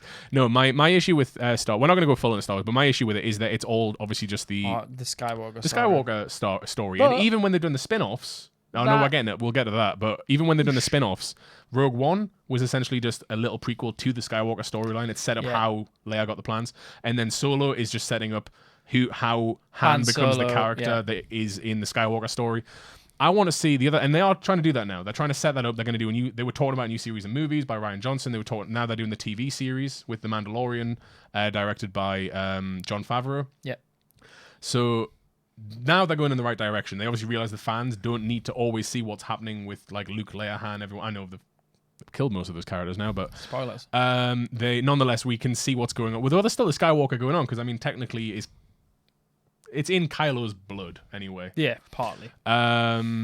And I guess we still don't officially know what's happened with Rey. I know they said it, but there's still a lot of people holding out hope that there is more to do with Rey. But anyway, we're not done doing Star Wars. We're talking about Pirates of the Caribbean here. I would like to see a Pirates of the Caribbean movie where they do one film and it's a great standalone piece, and then they go, okay, we're going to do another film. We might have a few characters, someone in Tortuga that carries over, and you see them in the next play. More like the Netflix Marvel shows where you have those odd side characters that carry over between shows. Sort of like an MCU of pirates. That's what it is. I want to see a pirate-connected universe. I want to see this world because I love the mythos of it. Yeah, PCU. I love the mythos of it. I love the lore and the idea of Davy Jones and Blackbeard and all these different things they can do. Exactly. I think that's all great. I just think having it so that this one character comes across all of it, I don't care. That ruins. I think we need to have multiple teams. That means that they could set up a TV series. I could see them doing it as a TV series, with their new streaming service, which is a shame. Absolutely. Because imagine if Netflix got their hands on Well, we say that with an R-rated. Netflix have been going down in quality more recently. Do you think? I love Daredevil Season 3. If you haven't seen Daredevil Season 3, you should definitely watch it. Hell, even if you don't watch Daredevil, just go and look for the 11-minute sequence from episode 4 of Season 3. The hallway scene. I won't give major spoilers. Is there another hallway scene? It's ridiculous, and it's like 11 minutes long, and he literally goes from being in the center of a prison to in a taxi outside the prison, and the camera doesn't cut once. And he takes down all the guards. He has a full dialogue sequence in the middle of it where he's being held at knife point, and the camera never cuts. And they did it. They actually genuinely did it one take, because they said in past ones it wasn't actually one take. They do the thing that gets a little bit dark and you can't quite see, or it gets kind of close to the camera. Apparently they did bits in this where they could cut, but then in post they lightened it up so that they didn't cut, because it took them 2 days, 1 day of rehearsal. Then they did the second day. They were told that the stuntmen probably have 4 to 5 takes in them, because it's obviously quite wearing on you. Getting thrown against walls and everything, they're only going to be able to do it so long until it starts getting dangerous. There was a full article with Variety that's worth reading, how they did it. But they did it all in one take, and they got it on what was officially the 7th take. Because there was lots of smaller takes where someone kept missing their mark or something would happen, and they finally got it. But it was really clever how they did all the stuff in it, how it all happens. There's a few, they called them I think it was the Texas Rangers or something. It was basically, it's where they swap out stuntman. The stuntman for Charlie. I'm totally blanking his name. No, that's what I said, Charlie, and I wanted to say Charlie Day. No, the actor that plays. I can't remember his name. Yes, but yeah, you know who I mean anyway. But he plays Daredevil. But yeah, they swapped him out and they did it. There's a couple where you can see it happen because he like gets thrown behind something, and as the camera comes up and over to him, he like crawls out from behind, and it's like, they've done a swap there. That was a stuntman that went in and he crawled out. But then the fact that he was obviously somewhere else in the scene. They managed to swap him out. Then he managed to run around the back, get in this new place ready for the stuntman to get. Very, very clever. Apparently, they hid little vials of blood, like fake blood, around the set that he could pick up mid-shot and everything. And as soon as the camera's not looking like directly at his face, he would quickly mouth it and then throw it away. And then he could kind of split the blood across himself while he's getting hit. So clever how they do it all. There's one shot where he's walking down the corridor. And then something else, it's like something happens, and you just see him from behind, so you don't know if it's a stuntman or not. It was a stuntman, and you see two guards coming towards him, and he gets knocked onto his back, so he's out of the camera shot right now. You see one of his feet come up and kick one of the guards back, and then his other foot kicks the other guard back. One of his feet was a stuntman, the other one was Charlie, and they were lying next to each other back to back on the floor so that they could do the transition while the camera isn't able to see. I was like, that's so clever. That's insane. But yeah, it's 11 minutes long. The previous ones have been about a minute, 2 minutes. This is 11 minutes, all one take. And Isn't the Raid movies? They've done some really good one takes. They've done some one. Well, they've done stuff where the cameraman's been dressed as a car seat. Yeah. So that he can like lean out with it. It's so clever. I kind of want to watch the Raid again. The Raid's great.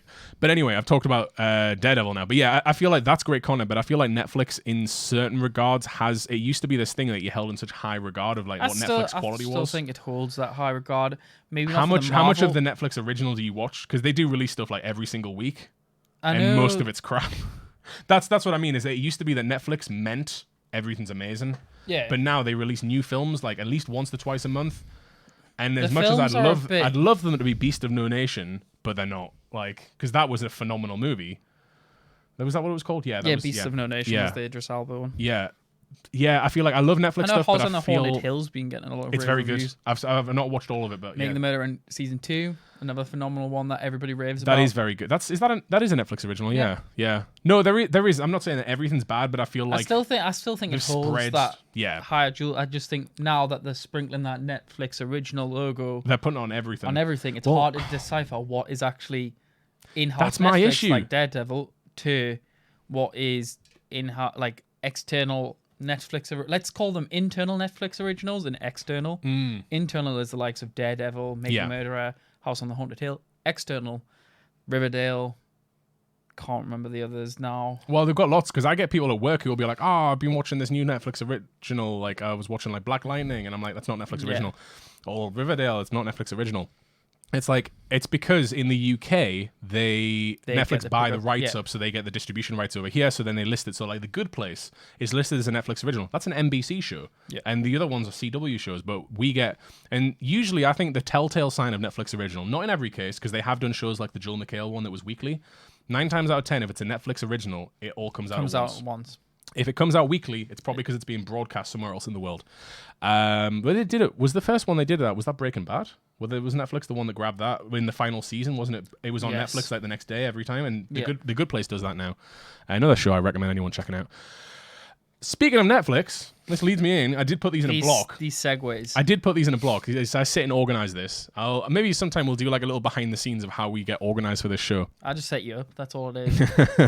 Set you up for the home run. Guillermo del Toro is set to co-direct Pinocchio for Netflix, which I think is an interesting one. It's going to be a stop-motion animation film. It's also going to be a lot darker than any telling of Pinocchio we've seen in the past. Is it going to turn a man actually into wood? Well, I don't know how they're going, but it's all going to be stop motion, so it's not going to be actual actors and stuff. It's his first feature film since The Shape of Water, which I know we all know our opinions. We didn't like Shape of Water. We weren't a fan. Garbage. Yeah, I didn't like it. But anyway, we'll ignore that because he is a good director. Art movie, yeah, like exactly. I went to go see The Shape of Water, like a very pretentious movie that you go. Have you seen The Shape of Water? Well, a lot of people said it was the greatest fairy tale of modern time, and I'm like, no, it's not. It's about a woman who wants to have sex with a merman. That's so messed up. It's bestiality. It's like and then if the person you're sleeping with bites the head off a cat, you shouldn't sleep with them. Like Avatar. Or at least make them. Your tail in her. That's not right. Or at least brush your teeth first. But yeah, it's a passion project. He's wanted to do this for a while. He's currently co-writing this. He's co-directing it. So it's not just him. He's co-directing it with Mark Gustafsson, who co-directed Fantastic Mr. Fox, which I enjoyed with Fantastic Mr. Fox. And it's being co-written by Patrick McHale, who is known for Over the Garden Wall, and also he's been a writer on Adventure Time, which immediately gets my attention. But yeah, it's going to be a much darker story than we've seen previously. And yeah, they start production this fall. It's his first time doing animation. In the past, he's produced animation. Yeah. He was a producer on The Book of Life. And also, I put a question mark next to this purely because I'm like, I feel like it needs it because it's the weirdest thing I found is that he produced Kung Fu Panda 3. Why do you get to the third movie in that franchise, admit like the weakest one of them, and go, I'm going to produce that? Like, it's the weirdest thing. The Book of Life again? I can't remember. The Book of Life is the one that it. Oh yeah, yes, it's the singing. Yep. Channing Tatum was in it, I believe. It had a great cast, a lot of good songs and everything. But yes, it was the one that before Coco came out, it felt like Disney were going to try and rip it off. Yeah. And as much as it did have some similarities, Coco was just a beautiful movie. But yeah, this really the copy of Coco, or which came first? Oh, Coco came second. Coco only came out last year. Oh yeah, it did. Whereas Book of Life was from a little while ago. But yeah, this continues Guillermo del Toro's relationship with Netflix because he's obviously got his Tales of Arcadia trilogy that he's been doing, which started with Troll Hunters seasons 1 to 3, which I thoroughly enjoyed, loved every minute of it. Rest in peace, Anton Yelchin, I think. I can't remember I'm his just name. gonna let you butcher the names today. The poor guy. But yeah, he passed away when that show was in production and everything. But they still had a lot of his voice recorded, so they used it up to a certain point, worked it into a plot point to change the voice, so it felt very natural. Yeah. He did a whole thing where he like split his personality in the show, and there was multiple versions, and they all had slight different versions of his voice. So then one of those becomes the new main one. And it actually worked. It was like in a way earlier episode. So then when they decided to write him out, because they had to, they were like, oh, what we'll do is we'll go revisit that. The split personality. And then they changed Smooth his voice move. just a little bit. But it still meant that they kind of kept the heart of his character. And it's great. I really, really enjoyed it. I think season 3 was the final season. But it is a trilogy, as I said. So the next chapter of the Tales of Arcadia from DreamWorks and Guillermo del Toro is 3 Below, and it premieres this December on Netflix, and I'm very excited for it. 3 Below is all about aliens. The whole idea is it's all these different things that happen in the town of Arcadia. So Troll Hunters was the first one. Now we're going to get 3 Below, which is all about aliens that come down to Earth and they're in the town. And then the last one is going to be about fairy tales. No, I think it's witches and wizards that are in, or mages or something. It's been referenced. There was a whole thing in season 2 where they outright just went like, there's a kid that was like, I think there's trolls living in the town. And then he's like, and then he pulled up this poster and he's like, there's also like aliens in this. And I'm like, oh, that's setting up the next seasons. That's really cool. Similar to like Gravity Falls, where if you get so far through, there's a plot point where they go back. Yeah. And you notice that because you rewatch it and you notice it. I loved you it. Rewatched it. Because there's a whole time travel element in Gravity Falls. And if you watch the show the first time round, there's actually characters in the background doing stuff, but you don't notice it the first time round. When you then later in the show, like towards the end of the season, they go back in time and affect things in the first few episodes. If you go back and watch those episodes, that was actually there. They didn't fake it. Like, there was characters in the back. It's such a nice attention to detail for that show. That makes me excited for the Detective Pikachu movie, because I think the original script was written by Alex Hirsch, who wrote Gravity Falls. But yeah, so that's Netflix. More Netflix, that they have renewed Disenchantment, which I'm very excited for. It's a given. I think, isn't Netflix's policy with its TV shows that they have a minimum of 2 series to see how it hits? Yeah. And then if the second season is a bit weak, they'll just go, right, that's it, done. Well, we'll get to that in a minute. But but yeah, so I like Disenchantment. A lot of people were hit and miss. I think it was a very hit and miss show. I think a lot of people had the expectation it was going to be the new Futurama. But even Futurama took a while to get in. Yeah, I feel like Futurama didn't hit its stride till seasons 2 and 3. And Futurama season 1 is not great. Let's just say that now. No, yeah. If you go back and watch it now, you watch it through the lens of nostalgia. So you kind of go, oh, wasn't this really good? They had this setup and this setup. And it's like, yeah, that's good now. But back in the day, while it was an amazing revolutionary show, it wasn't what it became. It became so much more. And I feel like Disenchantment has a chance. I think the first half... Did you finish Disenchantment? I've got a little bit more to watch. You should do it, because the finale, you finish it and you go, all right, where's the next? It's such a good one. Yeah, I felt like the first half of the season, they floundered a little bit trying to decide if they wanted to do kind of the weekly kind of the weekly, like the Simpsons, the weekly story or the overall, or an overall story, and they couldn't seem to decide because Futurama blends that line where they have the weekly, like it's a delivery, but then there's still some story that weaves through it that comes back from previous episodes and things. And whereas The Simpsons kind of does that sometimes, but more often than not, it's just a weekly thing and nothing carries over. Yeah, this couldn't decide. Episode. Whereas then it got about halfway through the season and they went, oh no, we've got a full story and we're just going to plow ahead with this one story. Yeah. And I'm like, okay, I'm sold. Like, I love the story it went with. What was interesting is what we've had so far is only the first half of a season. That's an interesting move because I always thought that it was just the full season. We're just doing them condensed seasons that Netflix has a tends to do. It's usually 8 to 13 episodes on Netflix. Which I think should just be the standard for TV shows now. Like 22 episodes is sometimes a bit too much because you get them filler episodes where you're just like, this is shit. Can I just skip this episode? Am I going to miss anything? Yep. Imagine Flash and Arrow with 13 episodes. When it's a tight, they can tight-knit condense story. There's no filler episodes. Yeah. And yet, I think it would improve a lot of shows. I think it could. I think some shows do benefit from it, like Brooklyn Nine-Nine and things like that. I think work and shows like that. But I do understand it. Yeah, I think for more action-oriented or when it's like just a thick one drama thing, it could work a lot better. But yeah, we've only had the first 10 episodes because it's a 20 episode season. They split it in half. Part 1 obviously came out earlier this year. It was met with mixed reviews, but hopefully people will give it a chance and come back for the second half because I highly recommend it. It's worth sticking it out to the end, even if it takes you a bit to get. I think I watched the first 3 episodes and went, it's all right. And then I went back. I ended up watching the first 3 episodes again and I loved it and I went thoroughly into it. The second season is another 20 episodes split in 2 again. So what it means is we're going to get the second half of season 1 in 2019. We'll get the first half of season 2 in 2020, and then it'll finish in 2021, unless it obviously gets renewed. But that means we've got Disenchantment for the next 3 years. I wonder if it's going to compete with Rick and Morty. I don't know. I know we don't have a release date for it. Will Rick and Morty tread lightly around I guess they're totally different I know shows. they're totally different shows, but I feel like maybe the same market audience will watch. Fox literally broadcasts Family Guy after The Simpsons like every Sunday. True. So it's I get what you mean, but I guess people just like watching anime, and when they're like half-hour shows, it's easy to watch. So much easier, yeah. Yeah. So I really enjoyed it. I'm looking forward to the next season coming. You were talking about obviously they give them 2 seasons and then see how it goes. Speaking of, Netflix has pulled the plug on Harlem's Hero. Marvel's Luke Cage is not being renewed for a 3rd season. This is following the news that Iron Fist is not getting renewed for a 3rd season. I feel like that's partly... I think it's Iron Fist's fault. That, Yep. And I also think it's partly like Disney having their own streaming service. I know you've mentioned that they're not going down the R-rated route and they're going more family-friendly.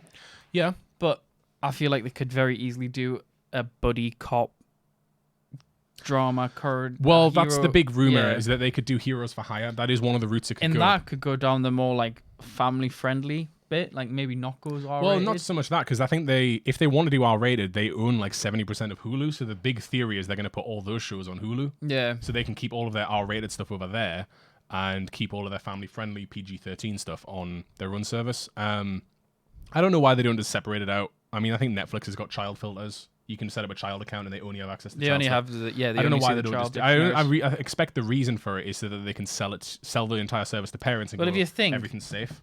That the Disney streaming service has already got the Loki TV show and the Scarlet Witch. Yeah, that's 2 that they have announced. Maybe, just maybe, this is a very grasp of it. Mm-hmm. Could be Disney going, let's just bring these. Let's bring them into the actual MCU. Start on Netflix, which isn't. It's our property, but not at the same time. So they can maybe they might recast them so they appear in the movies later on. No, I would hate that. Or they may just pull them in and go, right, you're just going to be in the movie. Bear in mind, Guardian is dead in the water at the moment, so they've got space to take people on. They do. The interesting element of it is that Netflix literally came out like a week ago and said, while Disney do own these projects, Netflix have full control over the future of them, and they will do, they're fine to do whatever they want with them. So it would be then interesting if it is actually Disney that's forced them to do this. If they do recast, I'll not be interested anymore because these are the characters. I like these characters. You say that now, but look at how well Disney casts characters. Oh, they do, but I think Disney had a say in casting these ones. I think it would be silly for them to do that. I know it would mean that some people may never see the first seasons of Luke Cage and Iron Fist because they're on Netflix and they don't have that. They want Disney. They could just set up Heroes for Hire and then give you the first 3 episodes could be setting the characters back up again. And just be like, oh, remember when that happened? And then just kind of mention Flashback. things. Way. But yeah, yeah, I think it's a shame because Iron Fist got off to a bad start. It had a really poor first season. Shite. Scott Buck didn't know what to do with it, which then led to Defenders. Defenders, while I thought it was a lot better, purely because it was only 8 episodes, it meant it was more condensed. It was a lot tighter. It's still the storyline was essentially continuing the Han storyline from Iron Fist. And if we're perfectly honest, people who love Daredevil season 2, the storyline that everyone hated the most was the ninjas. Because no one cared about it. So then they went, let's make a show that's all about ninjas, and then let's do a crossover event that's all about ninjas. No one cared. So yeah, I enjoy Defenders, and I recommend people actually skip Iron Fist and just go straight to Defenders, because it sets the character up. How much of Defenders do you think I should watch? Because I've missed 2 episodes of Iron Fist, and I refuse to. No, don't watch. Just go straight into Defenders. It sets it up well. No, I think all of Defenders, just for the team-up bits, which happen a lot more frequently as it goes on, and then it sets up the elements that happen towards the end of it that set up future things. Like Daredevil season 3. The thing that's worse is that Iron Fist season 2 was a great second season. They fixed that character big time. I think it was only 10 episodes, if I'm not mistaken, and it was a massive improvement. That's what I'm saying. The 8 to 10s work. Yeah. I mean, Daredevil did 13 episodes this season, but I felt like it almost needed it because I was getting close. I got to like episode 8, and I was like, oh no, is there only 2 more episodes? And I looked at it and went, oh no, I've still got 5 to go. I was like, thank God I've still got 5 to go, because I wanted more of it. It wasn't like Iron Fist where season 1 you're like, is this not over yet? But no, season 2 because season 2 is it? Yeah, no. Season 1. Season 1 had a great first half because anything with Mahershala Ali is phenomenal. The second half it felt like a comic book, and it ruined the villain of Diamondback felt like a comic book character. He felt stupid. The armor he was wearing was stupid. They ruined it. It dragged as you were So yeah, both of those had weak first seasons, but then their second seasons, I felt as a fan and as someone who hated the first seasons, I think it was a huge, huge improvement. And the worst part of it is they left them on massive cliffhangers. I won't give spoilers because the shows have only been out for not too long.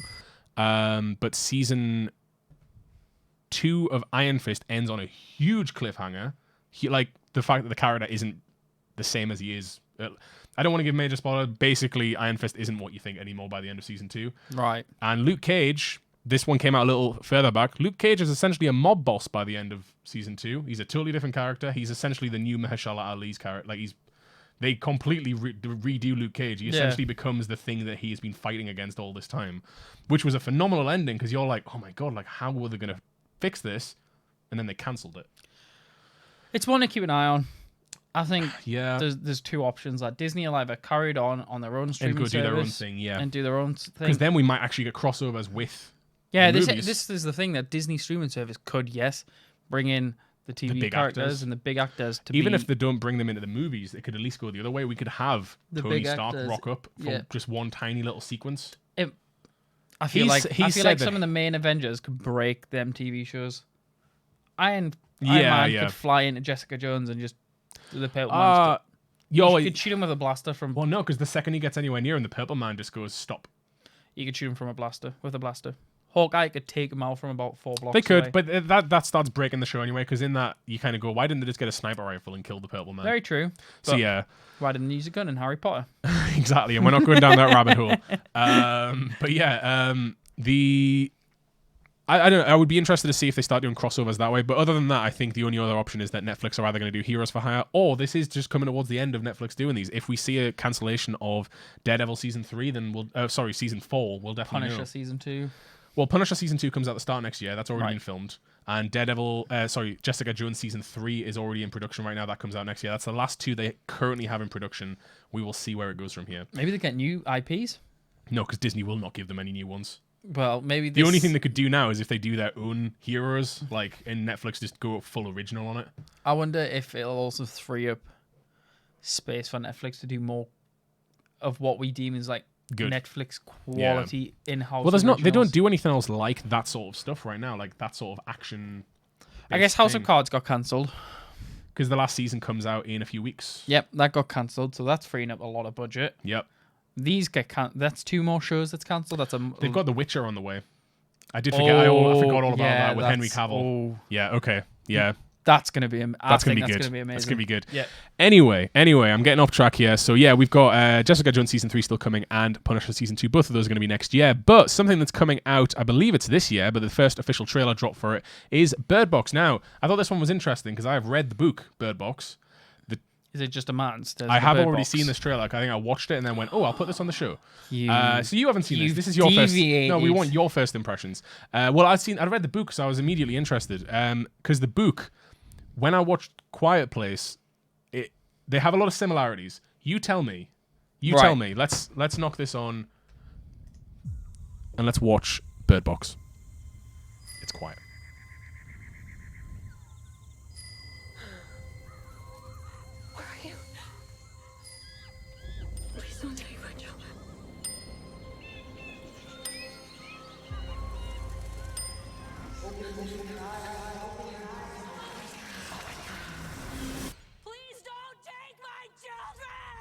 It's a good start to have for a Netflix movie. How have you been feeling? Have you been sleeping any better? Rough. Then again, I never Sandy B's in it. That's it. Sandy B's the main character. That was her in the woods, but with a blindfold. It's okay to say it out loud. You're gonna turn it up a tiny little bit. Tiny smidge. Yeah, that'll do. Oh, love. That's not how you open a door. No. Did you see something?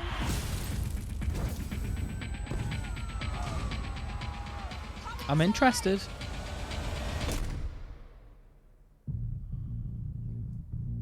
What's going on? People describe seeing an entity that takes on the form of your worst fears. Oh my god. What are you looking at? What did you see? What is wrong with you? Please stop it! See, at first I thought they were all blind.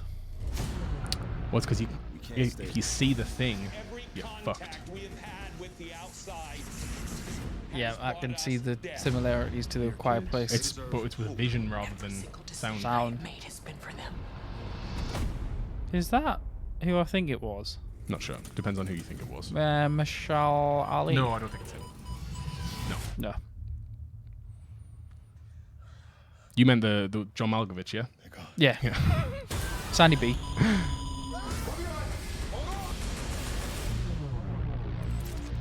Listen to me.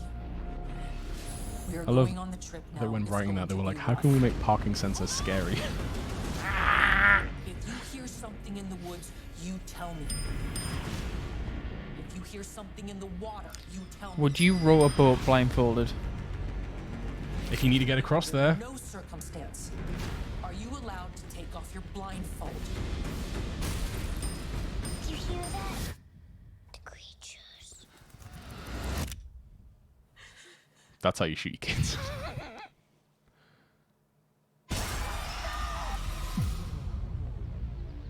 That's interesting. It's It an yeah, it interesting does one. have You a get that very vibe. Yeah.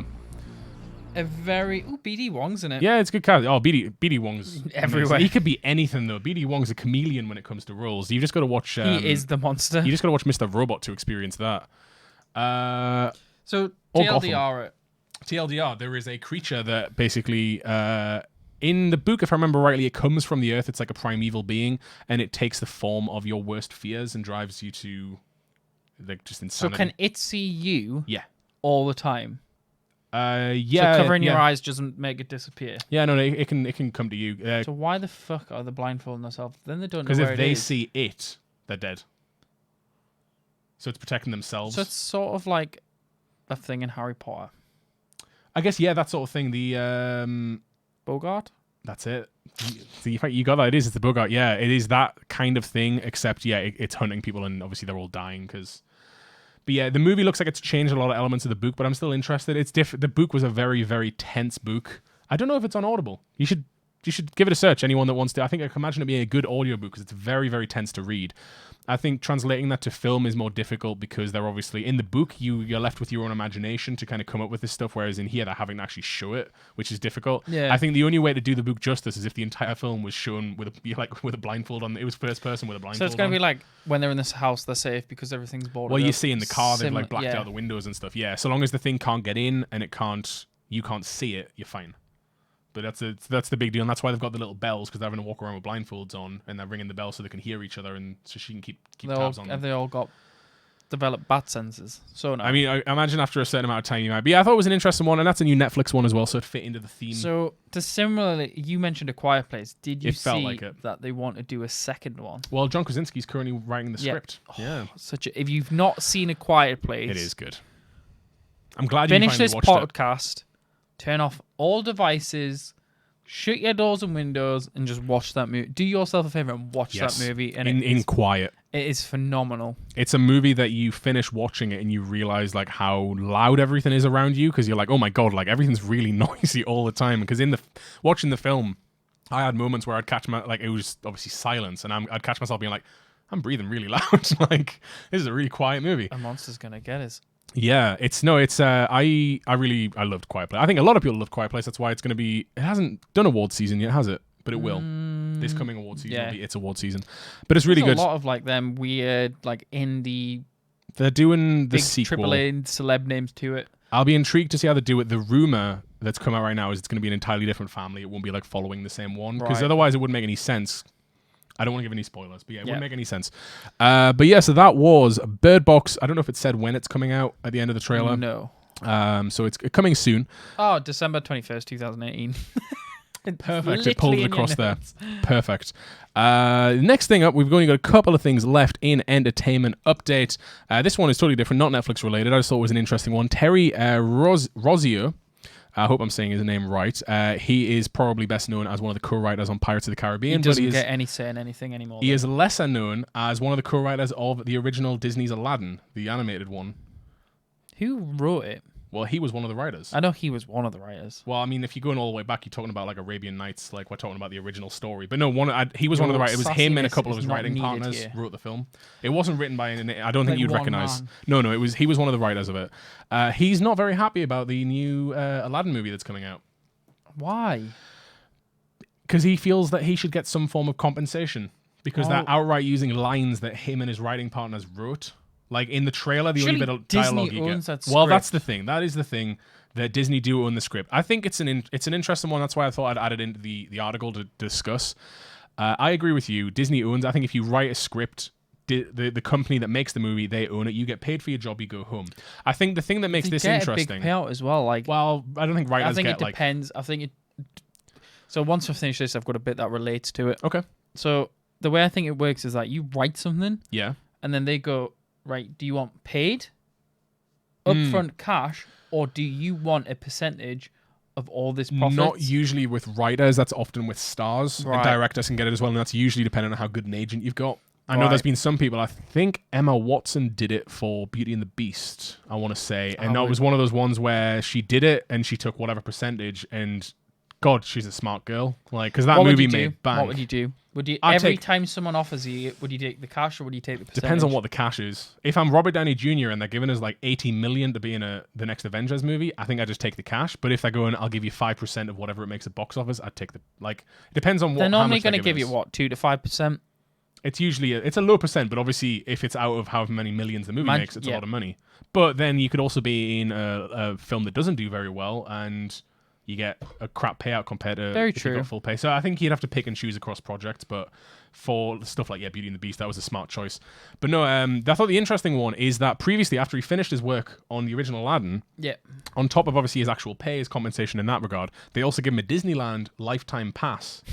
Which I think is great. That's a cool thing to give. I wonder if all Disney, like... The way they might, apparently him and the other writing, they all got Disneyland passes, lifetime passes. But yeah, whenever you work with Disney, they go, here's a lifetime pass. You've worked with it, you might as well have it. It's the amount of money that they would be spending by doing that for you, and because rather than you buying tickets, is nothing. Minimal. Yeah, exactly how much they're going to make on the film. But what was interesting is around the time that the Shanghai Disneyland opened, which was the one that opened with a massive world entirely devoted to Pirates of the Caribbean, they revoked his lifetime pass, like just out of the blue. Like not because they were like, we're angry with you. They were just like, it's expired now. A lifetime pass apparently has an expiry.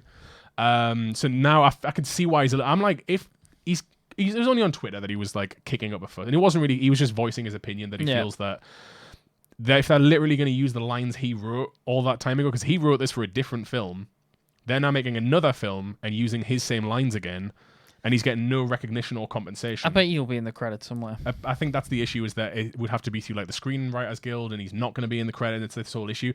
So yeah, a lot of people are tweeting being like, just give him a lifetime pass again. Like, just that's all you need. Shut him up. You already gave him one. Just give anyone that you're reusing their work, just give them a pass. It's nothing off of Disney. So I just thought it was an interesting one to bring up, because it's an odd scenario to be in, to have because most of the time when they remake a movie, they actually like rewrite the entire thing. I mean, they will have rewritten this one, but obviously they're making it They'll somewhat use some faithfully. lines that Well, they're going to they'll reuse connect with the songs, so audience. whoever wrote the songs will obviously be redone. They'll obviously be using the same lines. This one, in this case, that he referenced is that it was his writing partner that wrote the line that the Cave of Wonder, Secret, whatever the cave's called, says, and it says it in the trailer. It's like the only line of dialogue in the trailer, Yeah. and he was like, "Yeah, that was written by my writing partner like 30 years ago." Like, So if it's his writing partner that's wrote the that line, yeah. why the fuck's he kicking off at first? Well, I think he's just voicing that he thinks it's unfair in general that writers aren't getting compensated. And he was giving himself as an example that he got obviously paid for the movie. He understands that, but he also got like an extra compensation as a little bonus, and then they took that away. And now they're kind of rubbing salt in the wound He's by not now using. worked with Disney for 30 years. Well, he worked with pirates as well, so. But no, I just think it's an odd one. I think it's weird now. That alone should be enough to revoke his lifetime. I think pass. it's interesting. Well, I think he worked on the original Pirates of the Caribbean, the first movie, so he gets a free pass as far as that goes.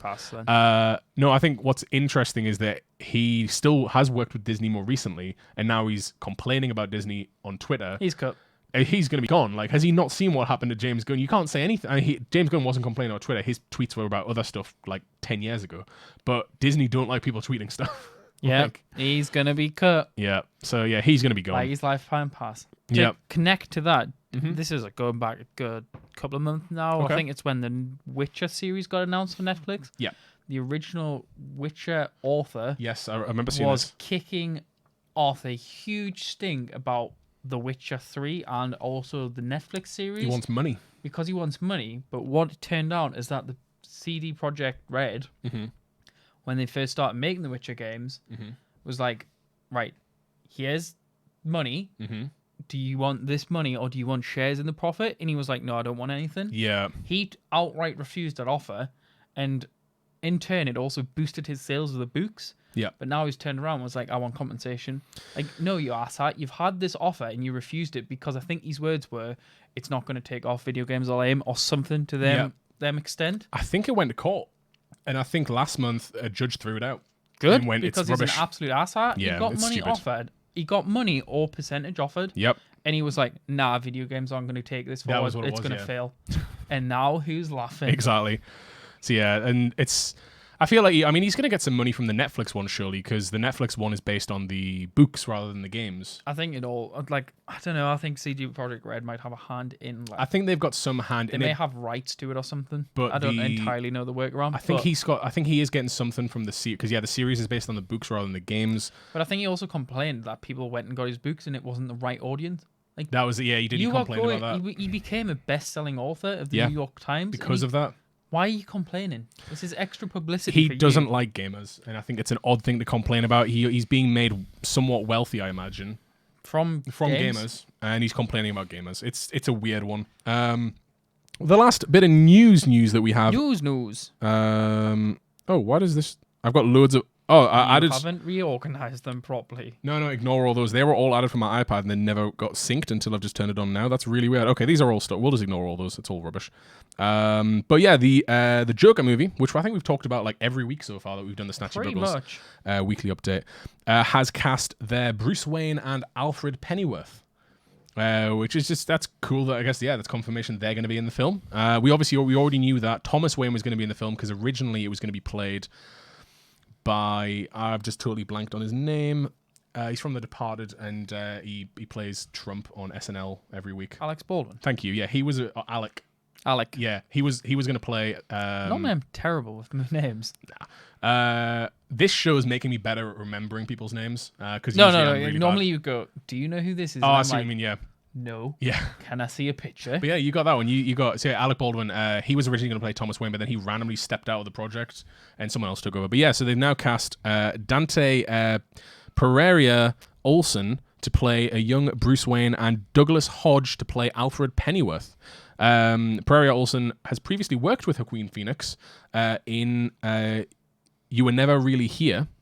And the only things I saw when I was going through, I recognize Hodge from various things, but he's been in Black Mirror. He was in Red Sparrow. They've both done stuff.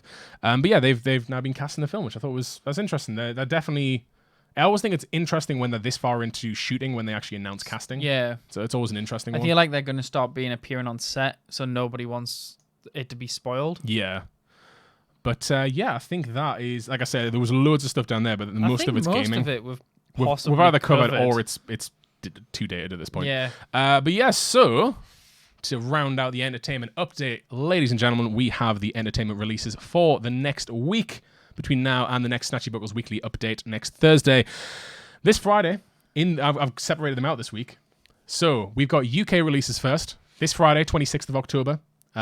If you're not playing Red Dead Redemption 2, you can head out to the cinema and see Don't Worry, He Won't Go Far on Foot, directed by Gus Van Sant and starring Joaquin Phoenix, Jonah Hill, Rooney Mara, and Jack Black. I hadn't heard about this film and it's immediately grabbed my attention with that I've cast. not heard of it. The other film that's coming out tomorrow is Possum, directed by Matthew Holness. It's animated. It's not. Is it not? No. And it's starring Sean Harris and Alan Armstrong. It looks quite dark and gritty and scary. Oh.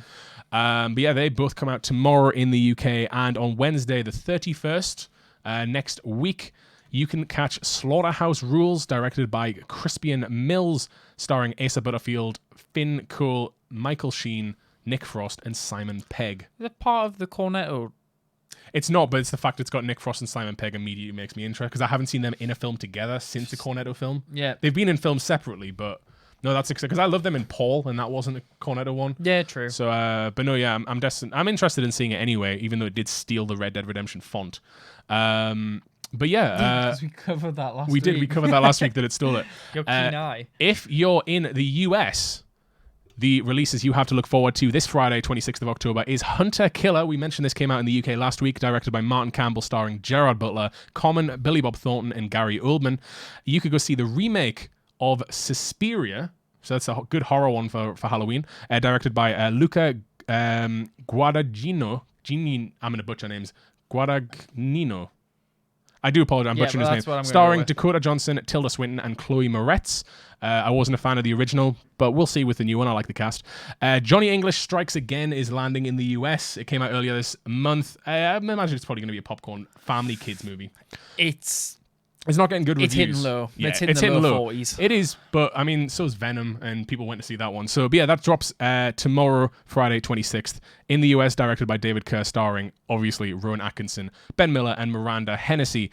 And the final one, this is more of a special mention. This comes out in the US, and I imagine it's only going to be in smaller cinemas, is a movie called Solace. And it's directed by Carl Strathy, but it's starring Stephen Ogg and Alice Lowe. But I just thought immediately, I was like, I want to see more of Stephen Ogg, because he keeps popping up in TV shows. He pops up in random places. Like you'll watch it and go, yeah, I was like, is that what's Trevor doing? Yeah, because more famously, he looks the same as Trevor. More famously, Stephen Ogg is known for playing Trevor in Grand Theft Auto 5, which I mean, a lot of people don't know since it sold like a bajillion copies.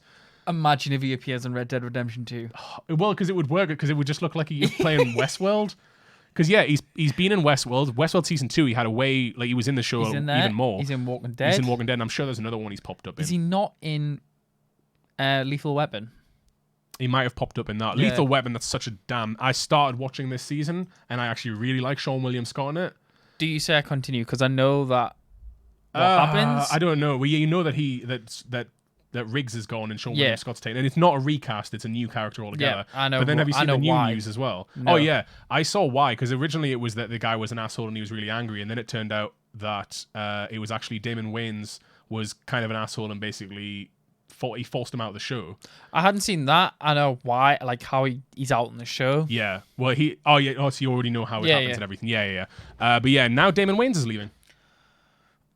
I'm like, is the show going to be over, or are they going to recast Murtaugh? Like, at this point, if they recast Murtaugh, it's so far gone from what it should be. You know how he, the way he announced that he was leaving is he said he's getting too old for this shit. Oh my days, that's brilliant. That's actually brilliant. But yeah, I was just angry that he essentially forced the guy out that was the best part of the show, which was Riggs. He was the best part. Like, he was 100% the best part of that. And you're obviously looking up Stephen Ogg right now. I'm He's immediately Canadian, interested. did you know? No, I knew he was Canadian. Yeah, I've looked into him a few times. Snowpiercer. Oh, is this the new TV series they're doing? Yep. Okay. Westworld, Walking Dead. That's the big ones then. Okay, so that is the big ones. Other than that, it's the GTA. I remember him being in the GTA VR show. That was weird. Better Call Saul, he's popped up in. Yes, he has popped up in that. Obviously, a few older stuff when he was... He's a stage actor primarily. Its film is obviously something that he's really breaking into now, but he's done a lot of stage He's in Alone in performances. the Dark, the video game. Oh, there you go. But yeah, basically Solace comes out tomorrow in the US, Friday 26th. And that is all they don't get. US don't really do midweek releases like we do. They primarily do Fridays. Friday. It makes it. They do a lot the same with video games. Whenever we get video games that come out on different days, they often get them on a more reasonable. Like we get them on a Friday, but they'll often get them on I think a Thursday. Yeah, but it's weird. It's odd. But if you're not fancying leaving the house this weekend, you can of course stay in and watch Netflix. We've mentioned it a lot, but we've also complained about Netflix, so it's definitely not a sponsor. But tomorrow, Friday 26th of October, you can watch the second season of Castlevania, starring Richard Armitage, Graham McTavish, Peter Stormare, and Theo James. If you haven't seen season 1, it's definitely worth watching. It's only 4 episodes and it's phenomenal. Season 2 is 8 episodes. We get double trouble this time. And it's definitely worth a watch, I might watch it when you're not the riding first around. one and it's good. It's very, see very how good. it lands. Definitely good for Halloween. It's all vampires. But speaking of Halloween, the second thing that's dropping tomorrow, which I hate that it's dropping tomorrow because I'm so damn excited for it after that last trailer. I haven't watched the trailer. Oh, should we finish the show by watching the trailer? Yes. Yes, we'll watch the trailer and we finish the show on that. Is The Chilling Adventures of Sabrina, Season 1, starring Kiernan Shipka, Richard Coyle, Michelle Gomez, and Lucy Davis. Great cast. I've only seen Kiernan Shipka in one other thing. She's playing Sabrina. She was whatever the most recent one was, I think. This one, 3rd of October. Official trailer. Yeah, that looks right. That one sold me on the show. Yeah, she was the daughter in Mad Men, and she was phenomenal in that role when she was even younger. But I mean, Richard Coyle's a great actor. Michelle Gomez, I'm only ever going to see. What was she called? Was she Missy in Doctor Who? That's the actress anyway. She was Missy in Doctor Who, and Lucy Davis. I mean, I've loved her since seeing her in The British Office. Let's crack this over. Let's round this out for Halloween, because by the time the next show happens, It's going to be November. It's going to be November, so we won't get any more Halloween stuff. So let's this is let's all. skip all to the gone end. wrong. Let's skip to the It's end. There we go. done. You've done it. They're coming to get you, Barbara. The only person Because this ties in with Riverdale, doesn't And it? not officially. It's by the same creators, but they haven't said it's officially tying in yet. I thought the theory was that she was going to appear in Riverdale. That was then the get a theory. spin-off. Good night, Harvey. Good night, Sabrina. It feels like what they wanted to do with season 1 of Riverdale, which is the bit that I loved, but it became a mess. This is all dropping at once, so it was all written at the same time and shot at the same time, rather than Riverdale. It's a weekly show. So this is actually Netflix One big original. story. It's a Netflix original, yeah. There lived a girl who was half witch, half mortal, who, on her 16th birthday, Are you going to be able to see anything other than the 90s Sabrina? I like that this seems to have gone such a different direction. I'll be able to separate it out. If it was too close to it, it wouldn't have worked. Is there going to be a talking cat? Please be a talking cat. I don't think there is. It's you can definitely see it's going down the dark. Which I like. I think that's the way they need to go. I just had a genius idea. To me, in a lot of the early reviews I've seen have come out and said it's this generation's Buffy, which That sells is me immediately. literally what I was going to say. Imagine if they redid Buffy. I don't want a remake of Buffy, but something like it. I'm sold. It is Missy, isn't it? The actress we just saw back there. Yes. Yeah. Bitches. Well, there's a cat There's the actually. cat. So yeah, That it will might be a talk. cat. You're a rebel, Spellman. That's how I like my witches. I like a good teen drama from time to time as well. I think. And we'll if there's get- supernatural beings going on in it, I'm happy. you're gonna watch Charmed. God no. God no. I don't know if that started yet, but God no. Just from that trailer, I loved Charmed. How cheesy it was back in the day, and the remake looks awful. Oh, is that the guy from Sabrina Spellman, Everybody Hates Chris? Maybe. and I Oh, I don't know. It might have been. sign it away. Would you like to do the honors? With pleasure. Rise. Rise. Yeah, I'm kind of sold. I like a good. How many episodes is it? I think it's a 10 episodes. Oh, I might. Oh, It's an easy one to jump in, So I killed her. and it's all dropping Buried at her in once. the yard. As I say, Red Dead's out. and that's the worst part. Why would they drop it this weekend with Red Dead Redemption 2 dropping at the same time? But yeah, that is the Netflix releases for this Friday. I think that is. That's the rest of the entertainment update. Shall we jump in the chat? Is there anything been popping up in chat at all? Cass Stabby's just mentioned that Charm's already out, and people aren't saying it isn't that bad. It isn't that bad. Okay. Or maybe I'll give it a chance. I only watched the first trailer, and that made my opinion on it. But I'm willing to give anything a shot because I love the first season of Charmed.